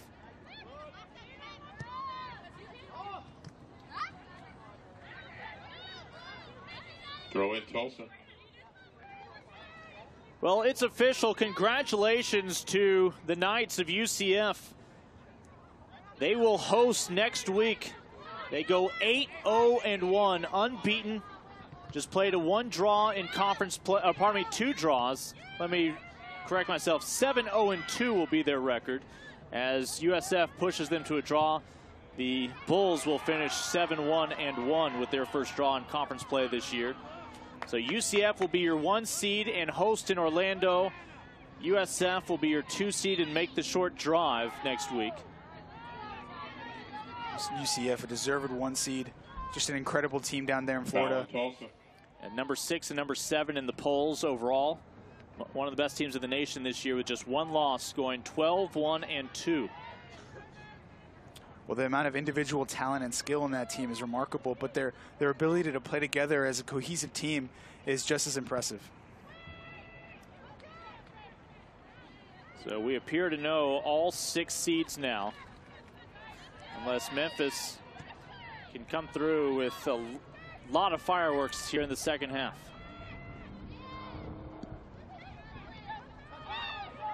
UCF and USF will get the first round off.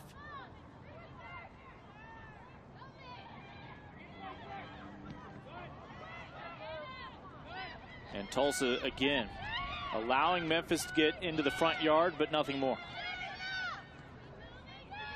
Oh, a nice step over. Levasseur again on the ball, setting the pace, setting the tempo, moving the ball from left to right, right to left. Does a great job at retaining possession. Diefer, this ball spills loose. Frame is open and the ball over the crossbar. Levasseur on the shot. Oh, if you just take half a breath, Levasseur may have found the difference maker.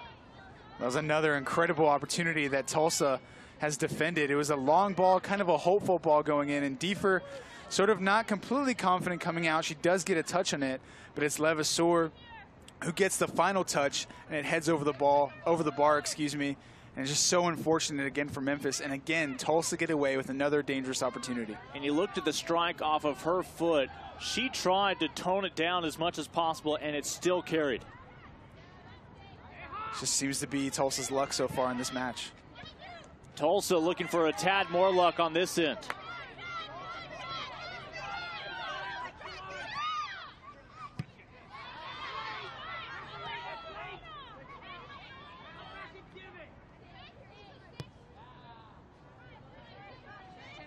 By the way, if Memphis can beat UConn in round 1 next week, they would collide with the host school, UCF, I believe, in the semifinals.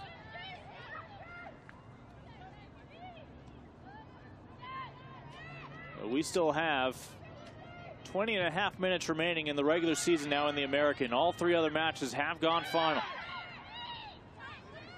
It's a night where Memphis has outshot Tulsa 16-2. But only 3 of those shots from the Tigers have officially been on frame. All 3 of them stopped by McKeon, one of your senior goalkeepers tonight for Tulsa. Another chance, and a line drive to Diefer. Unbelievable opportunity there from Morton. Shot by McKeon. And it was a beautiful piece of individual skills. We're going to see it here. Beautiful first touch, great turn. Second touch was perfect as well. But that shot, it was a rocket of a shot, but unfortunately goes straight into Diefer's hands. She does well in her positioning to get behind that ball. And again, just another lucky opportunity there for Tulsa. That's the first shot on goal this half for Memphis, and Diefer had the answer. Right place, right time.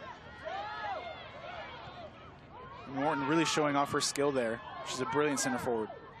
Well, you wonder, will frustration set in with Memphis, and perhaps an opportunity again avail itself to Tulsa. In for Tulsa, number 4, Ashlyn Hesteva.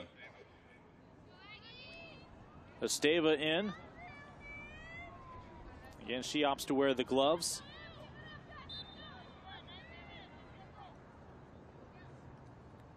And so Esteva will come on in place of Guthrie.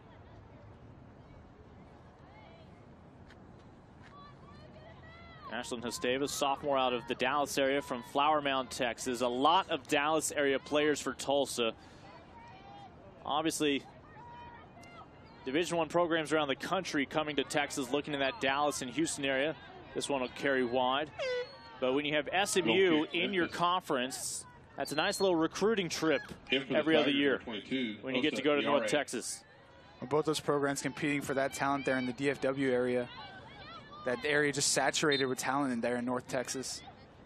Well, another Canadian will come on, the freshman from Montreal, Quebec, as Osa Iare makes her 8th appearance now on the year. Has 2 assists in just a little over 90 minutes under her belt. She'll try to make the most of her minutes as a late sub for Brooks Monaghan.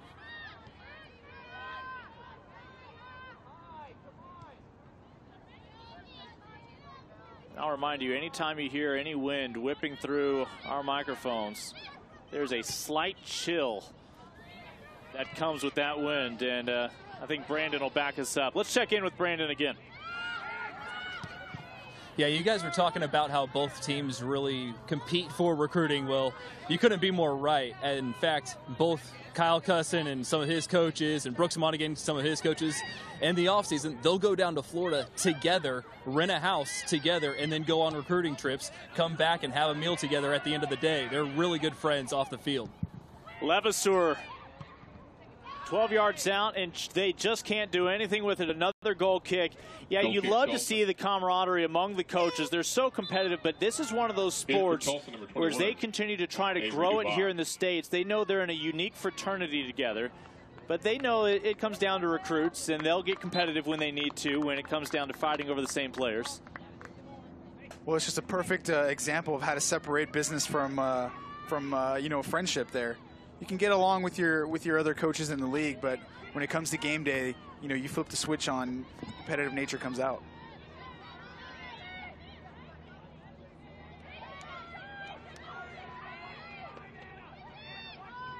And that's your newest Tiger to come on, Iare, with the touch a moment ago.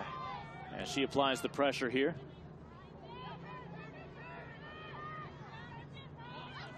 Inside of 16.5 minutes. This has not been your standard 0-0 affair. Credit to Tulsa, withstanding the constant attack from Memphis through the first half hour of this match, and again, here's some in the second half. It's been a much calmer second half thus far. You got to love the heart of these Memphis players, well, Memphis players as well, but I was thinking about the Tulsa defense and the Tulsa's commitment to really tracking back, really plugging those holes as we see Memphis pour forward here again. Warner skips one in. Morton almost with the heel delivery. Cheeky little back heel there from Memphis. You see the swagger that they play with every game. It was a good cross in there from Warner, and that back heel just didn't come off. Well, we always say how the road team would be happy with a draw and taking 1 point. I think these Tigers may have some disappointment. First of all, they're likely not aware of the final up there in Cincinnati. They're still competing, looking for the win. Levasseur sends one in. Tulsa, not the initial touches you're looking for, but in the end, no damage done. That's what I've been wanting to see Levasseur do. Her take her defender one-on-one, cut in on a right-hand foot, and get a shot on goal. She does it there. Unfortunately, it doesn't come off. But that's got to keep happening if Memphis want to find any success. And the header comes from Iare, but Diefer officially with her second stop now. She's been solid back there. She made a couple key saves, especially that one against Warner. Performing very well tonight. Lincoln Rose, Roland Garensway with you here on the American Digital Network. Down on the pitch, Brandon Hart. Glad to have you with us. As our coverage does not stop tonight, we will be with you over in Florida here on ADN for the Women's Championship. And just like we're having to wait till the final night with the women, we'll have to likely wait till the final night with the men. SMU and UConn, we've narrowed it down to those two potential host sides. Conveniently enough, those two teams, just like the women, top two teams met tonight, they will meet on their final match in a week for the men for the right to host. And, well, not much difference between Orlando and Tampa, but a tad more difference between Dallas and Storrs. Just a bit, but in terms of talent level, not much difference. Both teams so talented. SMU, again, we talked about that DFW area. They really mine that area for talent, and they really do find it. They have dangerous players going forward and in the final third, and just solid defenders all throughout that team. Tons of depth for both players, or for both teams, excuse me. So there's going to be some fireworks for sure. Both teams will want to win that match and host the conference tournament. Another great year to follow both the women and the men here in the American in what is just season 5 of existence. Of course, Tulsa's men has won the last 3 conference tournaments all in shootout fashion, each time knocking off a top seed along the way. So again, Tulsa, not just senior night, but breast cancer awareness as they wear the pink, welcoming a Memphis team that's been hot here down the stretch on the road. The schedule has not necessarily been in favor of Memphis as they've been away from home for a while. Their last home contest was against the women of UConn. A 5-goal affair, 3-2 in favor of Memphis. They've been a part of some shootouts, but Memphis, this is a familiar scoreline. They played to a scoreless draw against number 17 Cincinnati in their last contest. Now 50 yards out for this free kick. And we just had our first booking of the night. Rather than play it in the box, I'd like to see him play it short there to Levasseur here in the midfield. She's such a great distributor. Memphis will feel confident whenever she's on the ball.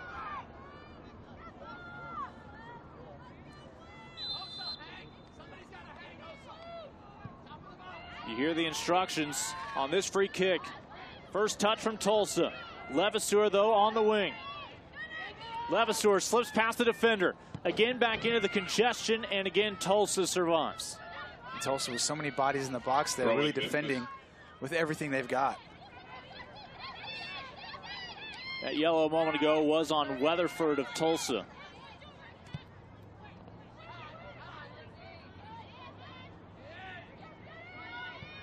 They'll swing it out. Over the head of Warner. Over to Dolan. Iare already had a header on goal. This time goes to the boot, and it'll fly over. Iare there getting on the end of that one. She takes a decent first touch. But the shot, unfortunately, gets too much under it. Mention Osa, a freshman out of Montreal.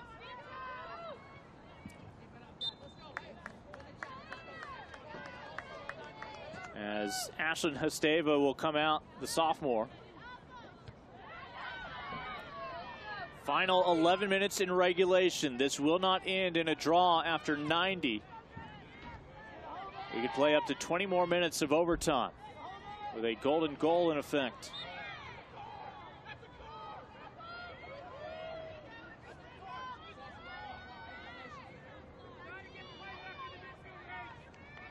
Foul on Memphis.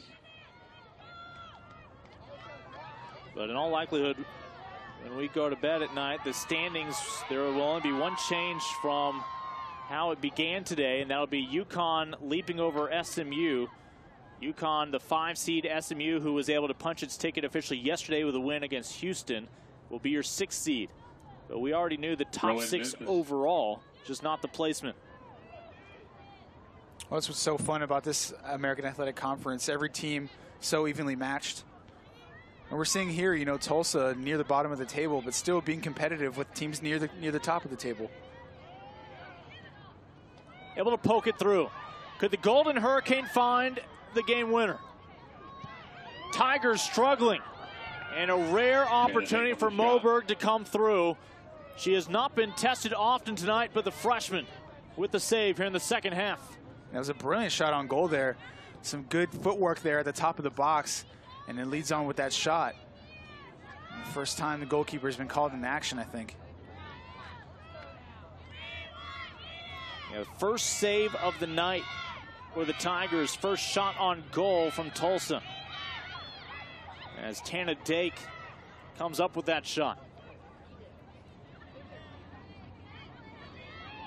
And all of a sudden, here we are back with the Tigers on offense.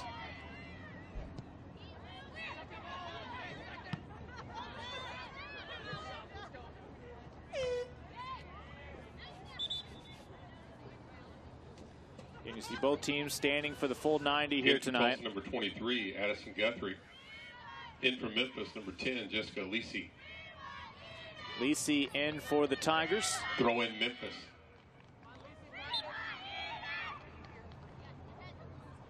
And back on for Tulsa, Guthrie.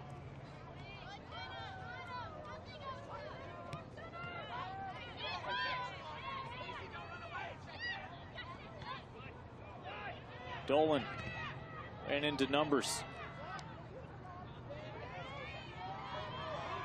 Tulsa with some space out wide. This is Thun Blankenship. Looking to make an impact, the captain. A 50-50.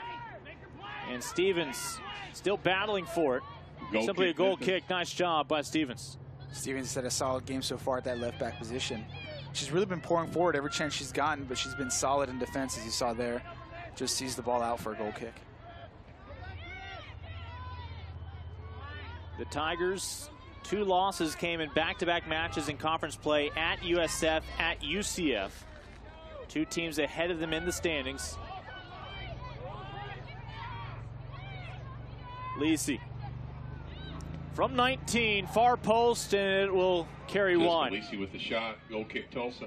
And Lisi, I don't blame her for shooting there, having tons of space in front of her.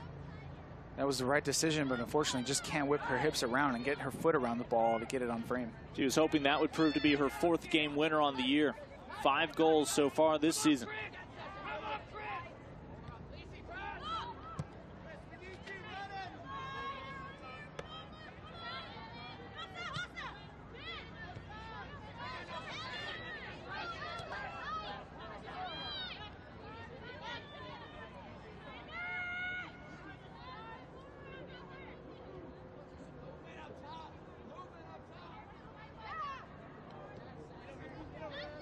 So a few minutes ago, we saw Tulsa with its first shot on goal, its 4th shot of the match. And if Moberg had shown any signs of rust, all of a sudden it's Tulsa with a late lead, overcoming 21 shots tonight from Memphis. Captain back on it.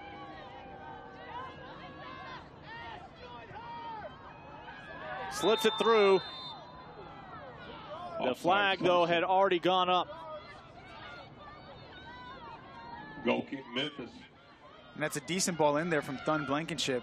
Unfortunately, the attacker, I think that's Holmes, just can't stay onside. Looks like the touch went out of bounds anyway. So Elizabeth Moberg, again, your freshman out of Florida, will get to go to her home state next week. And they hope to turn some heads with some upsets. Technically the 4 seed likely for Memphis. And an offside flag up here on the opposite end. Inside of 6 minutes before we put a fresh 10 on the clock for the first overtime period.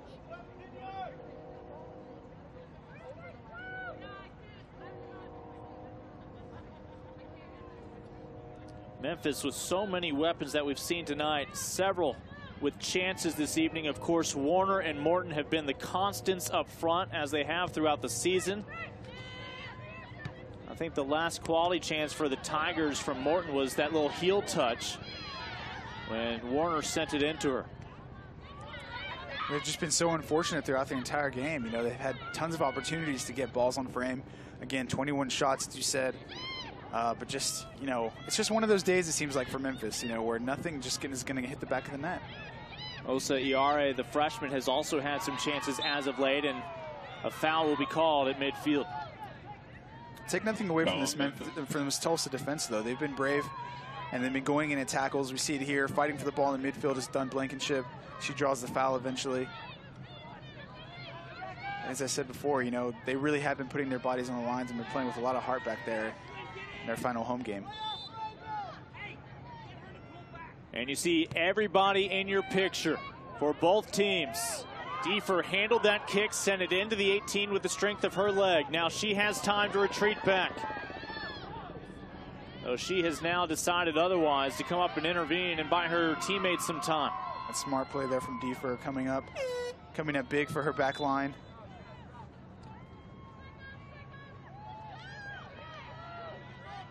Iare will come off. As Diefer, well, you're going to remember that big smile on her face the first time she was tested tonight with a line drive I believe it came from Morton at the time. But yet another way Memphis had been denied this evening. Oh, Tulsa gives it away. Memphis looking for that first goal. It's wide. Simply a goal kick coming up. Tulsa. It's been that kind of night. We're going to see it here again. Just pouring forward is Memphis attacker, and it goes just wide. Diefer had no idea. She thought it was going to be in the back of the net. She had to dive for it. It was a beautiful shot, and we thought it was going to be in the back of the net. Lisi from Ontario was looking to be the hero. And a foul here as Lisi wins this ball back for the Tigers. She has been pouring forward from that number 10 role, that attacking midfield role. She had a couple shots in the last few minutes. And again, just can't get the ball on frame. And will be Lisi hovering over this ball. Again, the sophomore. 5 goals, 3 of them game winners, 5 assists this year. She'll look to distribute here from about 40.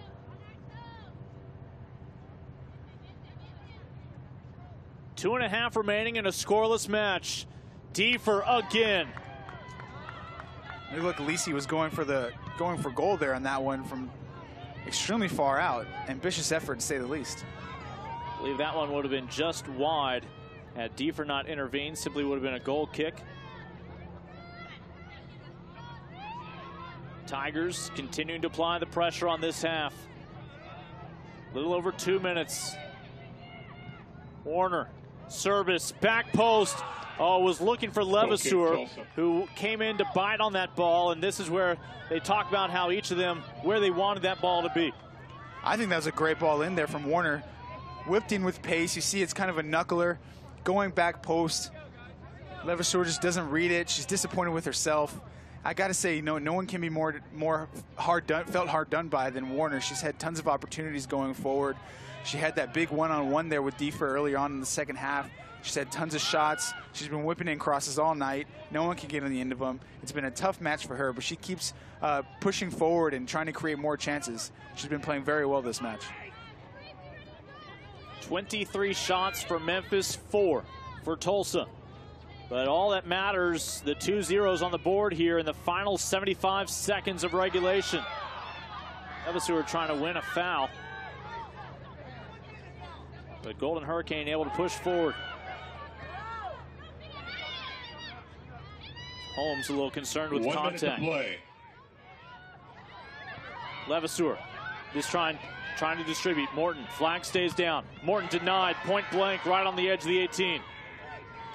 We are inside of 1 minute.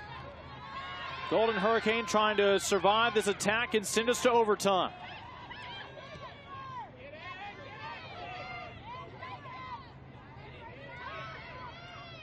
Tigers will come from that right wing. And a late corner kick here for Memphis. You got 30 seconds. You really need to hurry up. Lisi will do the honors. No short option. Numbers flood the box. Your final chance to avoid overtime. Top of the 6. Tulsa with the first touch. 10, Morton 9, will mishandle the ball, and that 7, may cost her 6, final shot. 5, from 25. 4, 3, 2, and Diefer will secure this ball as time expires. 90 minutes. And this the final match of the regular season in the American. And we will play on in Tulsa when we come back on ADN Overtime.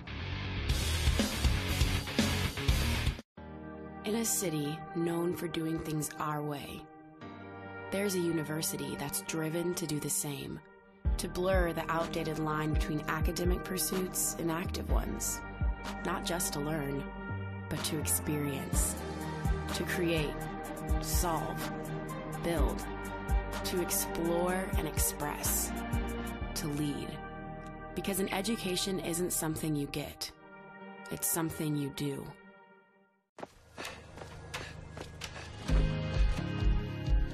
I'm Kirk Smith, and this is my story. I'm a captain of TU's track and cross country teams, and I'm a Rhodes Scholar. My life's pretty simple. I run, I work, and then I run some more. My research focuses on combating climate change by driving down the cost of energy storage. And that's my story. So far. We are American. The conference of opportunity. The opportunity to chase dreams. The opportunity to make your mark and change the game. Because that's power. We are power.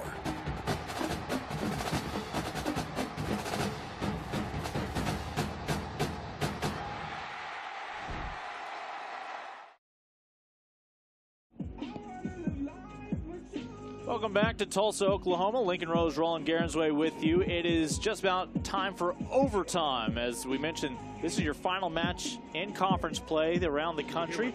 Let's check back in with Brandon Hart. Well, we're heading into overtime. Both teams have a ton of experience in overtime. Memphis 3-0-2 win extra time, and for Tulsa they're 2-1-3. So they have, or 2-3-1, I should say. So not a lot of success as Memphis has had, but plenty of experience. Yeah, as Brandon notes, Memphis and Tulsa, both plenty of matches going beyond 90. For Memphis in conference play, they had that first overtime victory against Houston and a couple of draws with SMU and Cincinnati. That Cincinnati match, of course, their last one, also 0-0 through 90 and would finish 0-0. So Memphis has yet to lose in overtime this year, while Tulsa has played to a draw with Temple, was able to win in the first overtime against SMU, and had 3 matches in non-conference play against Oklahoma, Oral Roberts, and Missouri State.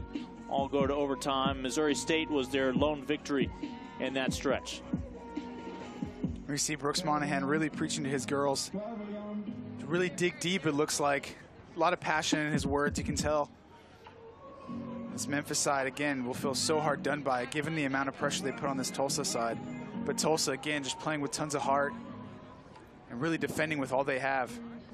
Again, it's golden goal. You don't think he's just explaining if you score in the first minute overtime instead of the 20th minute of overtime, we get to get back to the warm hotel that much quicker? I'd imagine that'd be at least one incentive. And, of course, you see Kyle Cousin, a couple of veteran coaches with their respective programs. Mentioned he is 30 wins better than the winningest coach before him. As senior night, Tulsa would love to send their seniors out with a dramatic victory with the full 3 points this evening. Memphis, we know, is going to be locked into the 4 seed. It's impossible to score 4 goals in overtime. So we know our top 6 seeds. Memphis will play UConn next week in the first round. Winner of that will get your host in Orlando, UCF. So while we haven't found a goal in this match, we have learned several things about the conference as a whole, moving into the championship.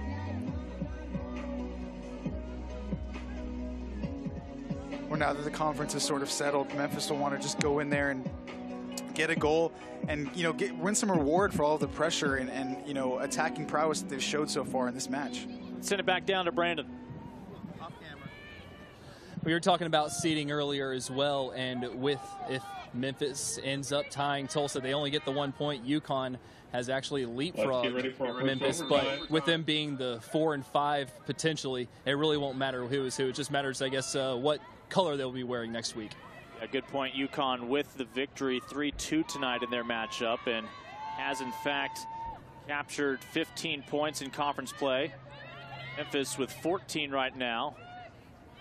With 1 point, a draw would find themselves tied with UConn, but as he noted, the 4 and 5 seeds will meet. But all it takes is a goal to put an end to this and send everybody home. And it's Tulsa with the first crack at it. Well, that was a decent opportunity there from Tulsa. Attacker needed to just get on the inside of that, of the right back from Memphis. Unfortunately, she still gets on the end of it, but the shot is blocked easily. Yellow card issued to Tulsa. And now Memphis have the ball back. A card issued to the Golden Hurricane.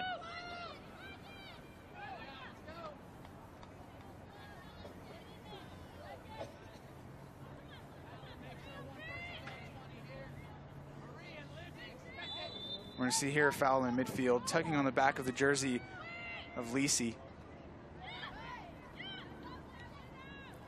Memphis trying to find something that eluded them for the first 90 minutes. There's Guthrie picking up that yellow a moment ago. Oh, dangerous ball will trickle just wide of the post. I don't know if Diefer would have had a chance to intervene. It'll be a corner kick coming up here for the Tigers. What a finish that would have been. Completely unfortunate there from Tulsa. They get ahead on it, and it trickles just past Diefer. It would have been a devastating own goal. Memphis still in the attacking mode. Tulsa not out of the woods yet. It's going to be Lisi taking the corner here. Third corner of the night for the Tigers. They'll put a body on it. Second touch as well. They'll get the rebound outside the 18. Got one Golden Hurricane player down at the top of the 6. There'll be another corner kick across the way for Memphis. It's a Memphis team that has outshot when it comes to corners their opponents this year, 78-61. Tulsa has been dominated in this category without a corner tonight, 135-47 on the year. What's more of the same here in extra times we're going to see here. Ball dinking around in the box, and that is an actual handball, and the referee misses it. Lisi here at the corner. Lisi, this one floats. Diefer punches it out, and Tulsa is there to handle the rebound. Well, Memphis just crowding around Tulsa. Diefer. Made it very difficult for her. We're going to see here, decent corner in, kind of a lofted ball. Diefer trying to get something on it. She does get a little bit something on it, and eventually it's cleared by Tulsa. Yeah, that's a scary moment if you're the keeper, Diefer, at 5'11", and you're just able to get a fingertip to poke it away, but not much pace on that ball. Fortunately, no Tigers were there to clean it up. As we're wrapping up with our 93rd minute of play. Warner is due, as is Morton. That was a good idea, just a little bit too much on that pass. In for Tulsa, number 15, Ashlyn Heckman. Starter Ashlyn Heckman will return to the midfield, the freshman from Frisco, Texas. Frisco, of course, in the Dallas area is actually the city in which FC Dallas of Major League Soccer plays, and where they're installing the Soccer Hall of Fame, which did not actually have a physical home for the past few years since leaving New York.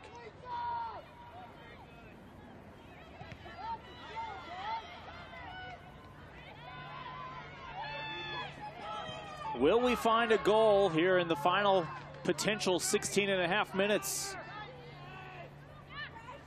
If either team can find that score, of course, there's no chance to answer. It would be a walk-off, a golden goal.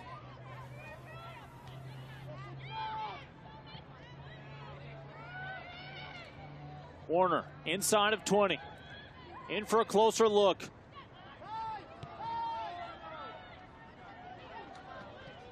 Throw in Memphis. Warner's just been on the ball so much this game. You got to really feel for her, all the work that she's put in with no final result.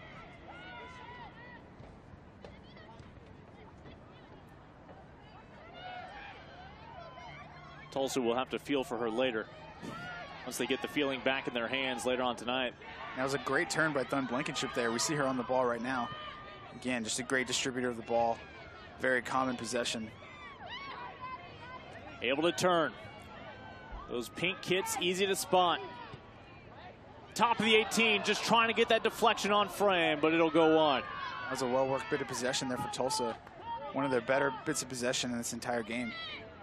Fortunately, that final ball in just a little bit too far. Elizabeth Moberg, the freshman keeper, so rarely tested tonight. Majority of her touches have simply been friendly tap backs from that back line. And a nice job. I believe that was Lisi who was able to dispossess Blankenship.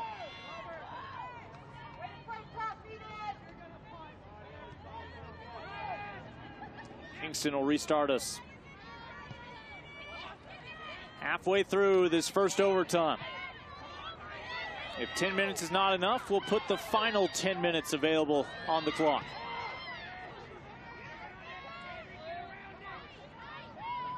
Well, Tulsa looked more comfortable in possession now than they have this entire game. Memphis not putting quite as much pressure on them in the midfield.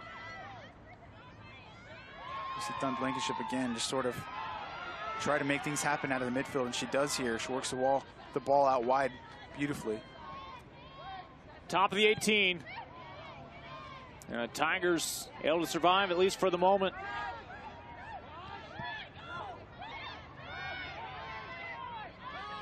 Anybody's match.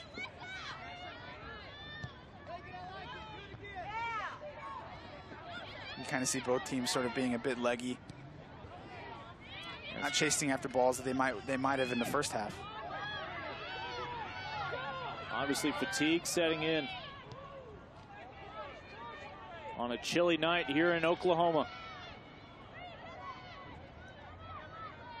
Warner will never has a chance to send in a cross.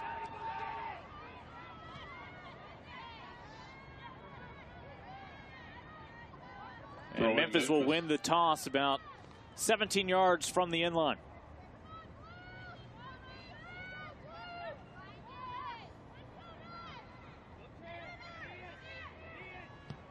Shot from 19. Diefer has the answer and keeps it off the goal line. Well, it's another shot from Memphis and a decently worked ball here. Diefer with a decent save. Remember, she did not play the first half. The two senior starters this year in goal splitting this match. Diefer already with 45 minutes of a shutout under her belt. Now getting a little bit of extra playing time here in overtime. Foul on Tulsa. Warner frustrated with the physical play there from Tulsa, and it was a foul. Inside 2.5 minutes in this first overtime.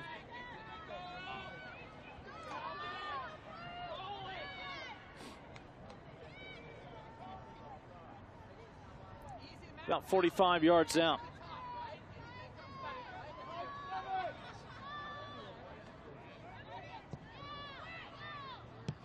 Tulsa with the first touch.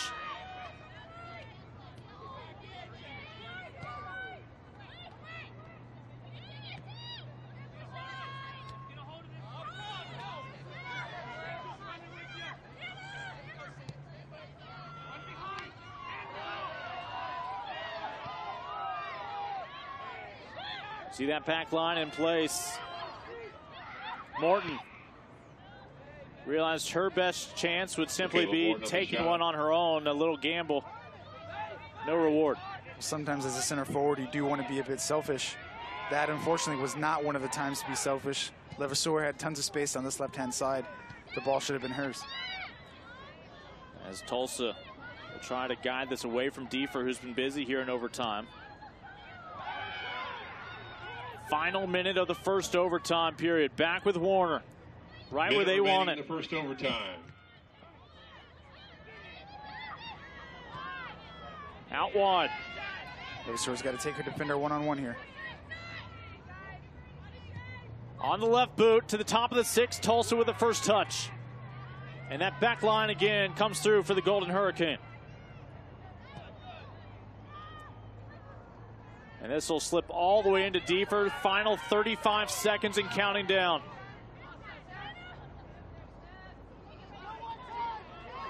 Tulsa has time, but a long trip ahead. Can they make the journey? As we say farewell to the 100th minute between Memphis and Tulsa tonight.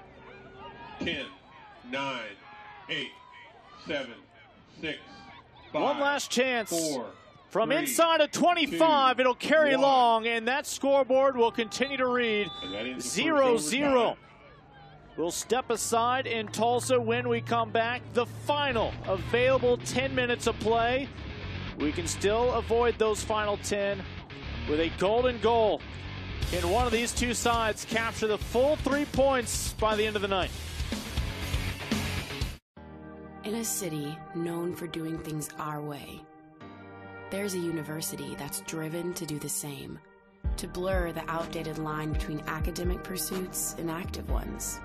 Not just to learn, but to experience, to create, solve, build, to explore and express, to lead. Because an education isn't something you get, it's something you do.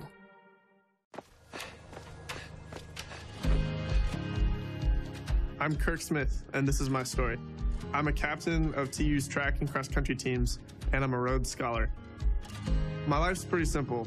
I run, I work, and then I run some more. My research focuses on combating climate change by driving down the cost of energy storage. And that's my story, so far. We are American. The conference of opportunity. The opportunity to chase dreams.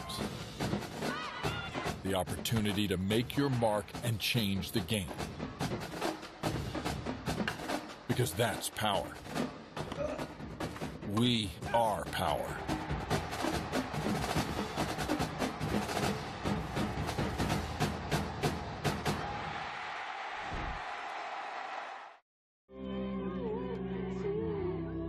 Again, here in Tulsa, Oklahoma, at the time of kick, it was about 46 degrees. It has continued to chill this evening as the sun has retired for this week.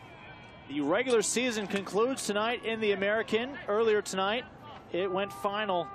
A 1-1 draw between UCF and USF means that the regular season title will reside in Orlando. Let's get ready for the and second Orlando will overtime. also prove to be the host for the top 6 teams in this conference next week in the conference championship. That is a championship that will include Memphis as either the 4 seed or 5 seed.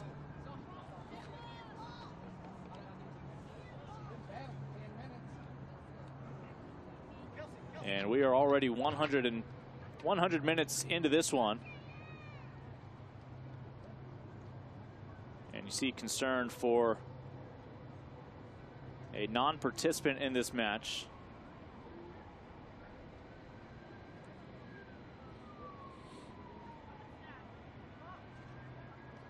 And understandably, they will hold off on play until that is resolved. Rose, Roland Garensway with you. It is scoreless as we are about to head into the second overtime period. We have met a bit of a delay due to health concerns over there on the inline.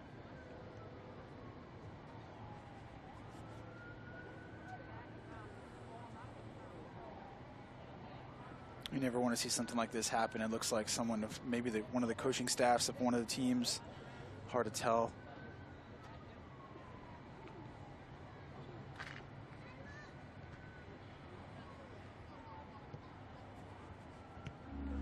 All other matches in the American have wrapped up. The regular season just has 1 match left, and that's the one you're watching right here on the American Digital Network. Memphis will move on next week among the top 6 teams. They'll play UConn in the first round.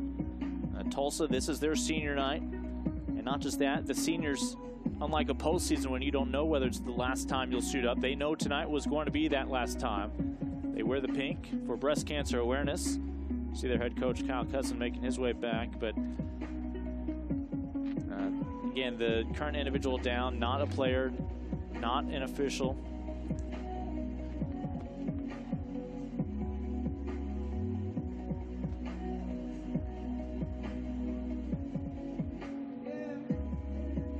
Tulsa, this being the last game of their season, and for these seniors, the last game of their collegiate career, doing everything they can to sort of extend this game as long as it can possibly go.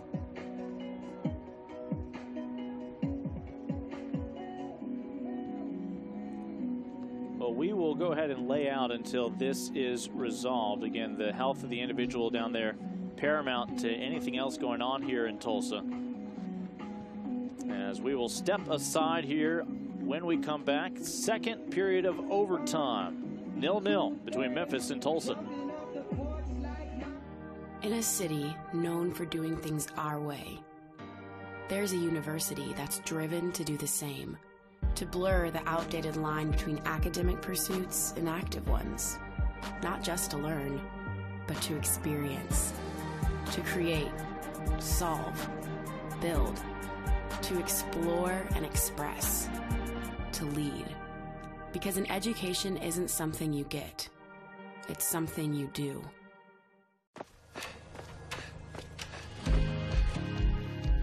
I'm Kirk Smith, and this is my story.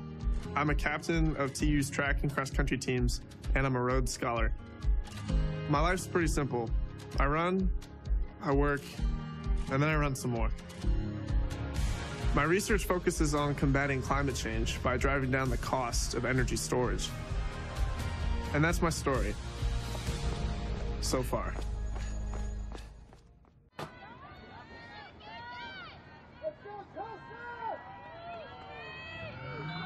Let's get ready to play the second overtime. Underway with the second period of overtime.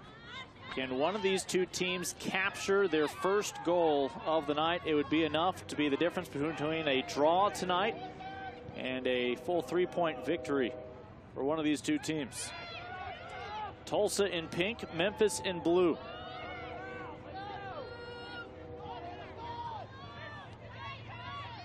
It's been interesting to watch Tulsa in this second half, or in this bit of extra time here, play with a bit more confidence going forward than they did in the first two halves of regulation. Memphis has outshot Tulsa tonight 28-6. Much of that from Tulsa has come in the second half and in overtime. 8 shots on goal for Memphis, prompting 8 saves from the 2 keepers from Tulsa. McKeon got the start with 3 saves, 5 saves from Diefer after the half. I'm pretty sure it's Diefer who continues here in overtime, period number 2. Take nothing away from McKeon. She did make a couple of good saves, but Diefer with potentially the more dangerous opportunities posed against her, especially that one-on-one with Warner, coming up big with that kick save. It is, in fact, Diefer in goal. Already 50 minutes in relief tonight, and tacking on to that here. Memphis, this was the direction they headed back in the first half when they continued to pound that frame. From the left wing, cross, and just again, the story of the night. Opportunity is there, but unable to put the punctuation on it. This time it's Lisi. Well, again, it's Levasseur who finds the ball at her feet down the left-hand side, and Lisi with the touch, the final touch, and it goes over the bar. How that stayed out, I will never know. That ball off the top of her toe. Probably would have loved to get more behind it with the base of her foot. Foul on Memphis. Was another brilliant opportunity created by Levasseur again. On this left-hand side, just been tearing apart that Tulsa defense at times. Lisi just will really rue that opportunity. Another quality chance, but Tulsa again survives. Moberg in frame, again the freshman tonight for Memphis, as you get a look at her in your shot.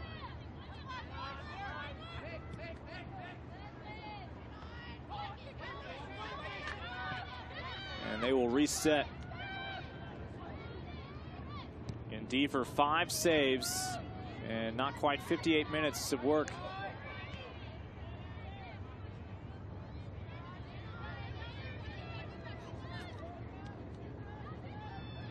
Well, Roland, the last time we were here in Tulsa, we were here for the men as they hosted SMU, and it was the men with a golden goal in the first overtime period to find the difference. That was an incredible competition between two talented sides. You know, really canceled each other out during regulation. As you said, it just took one moment of brilliance as we see Levasseur down this left-hand side. Again, the delivery. Opportunity on the back post and just not enough on it. And Warner's able to put her head on that ball.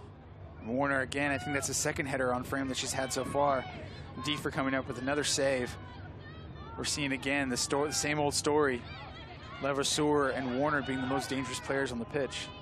That frame has been vulnerable, but each time there's been a different excuse for that ball not crossing the goal line.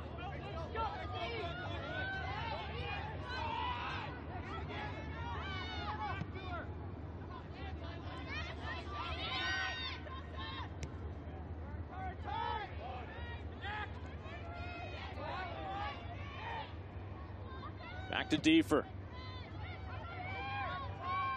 And there's a handball that will continue to progress this ball forward for Tulsa. That clock melting away quickly.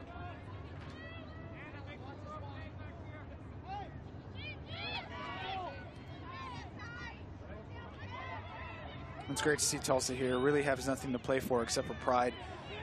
Really showing a lot of pride in their squad. Really playing with a lot of bravery and heart.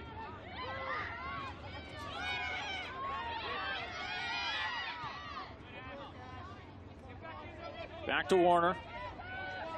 She has Morton running right down the middle of the pitch.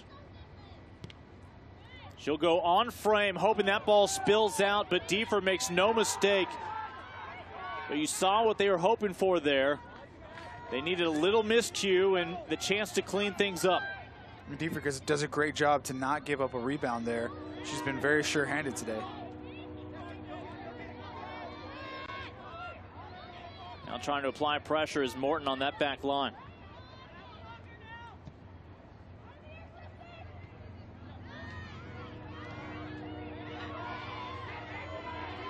Tulsa still with a chance to send their seniors out with a victory. Inside the 18, ball slips through, and that one will go into the side of the net. And Moberg frustrated with her back line for letting the Golden Hurricane get that close. Well, such a good counterattack here. We're going to see Tulsa pouring forward. A nice little diagonal ball across the box.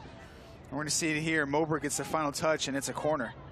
It was Igwe who saw that ball slip just behind her. Igwe providing tons of pace in that center forward position. Second corner of the night for Tulsa, which just had its 7th shot of the match. Whitlow will keep it tight. Kingston got the head on it, and the Tigers will send it back up to midfield.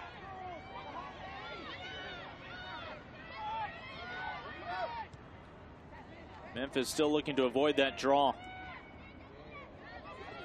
Marie Levasseur just can't find her sister streaking up in that midfield, from that midfield position. Tulsa again try to mount a dangerous attack.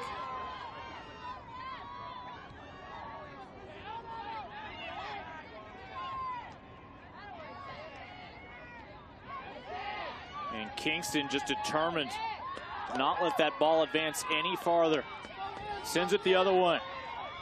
Levasseur with Morton, also Warner.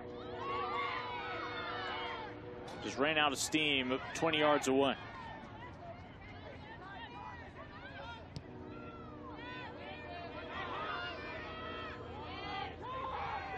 Well, it's incredible the pace these ladies are keeping so far, so deep into, you know, a match in the second overtime. Simply a throw-in coming up for Memphis. Not a lot riding on this game for either team, but you see what just 3 points means regardless. Iare will come on for the Tigers. She had some quality opportunities in limited minutes in regulation. Lacey had a couple of great opportunities, especially in this extra time period. They go straight to Osa. Up to Warner. Iare, wanted to settle, put it on her right foot, still has a chance. In for a closer look. Steps back to Warner, and it'll slip through. Several opportunities missed. And the story of tonight, Tulsa again survives. That was great work there from Iare. And a foul will win this for Tulsa. And I believe that'll be the first yellow on Memphis, as it'll be assessed to Serena Dolan. On Blankenship, the one on the ground. Yellow card issued to We're going to see the foul here. Looks like a 2-footed tackle from behind. That's a tough one there. That one's got to hurt there for Dunn Blankenship. The captain favoring her shoulder.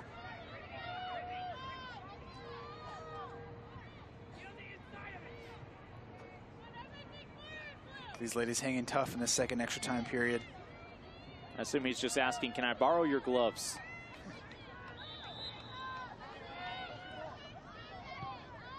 Senior night for Tulsa. They have a chance for a memorable finish still. Back to Thun Blankenship.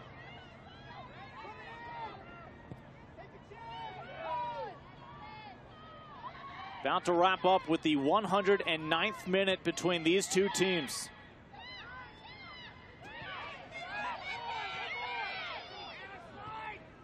Space, but not enough 1 pace. minute remaining in the second overtime. Final minute underway between Memphis and Tulsa.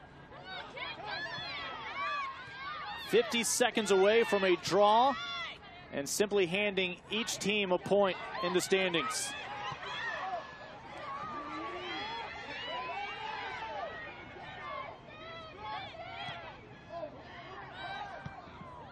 And just nobody to play with there around the frame in pink.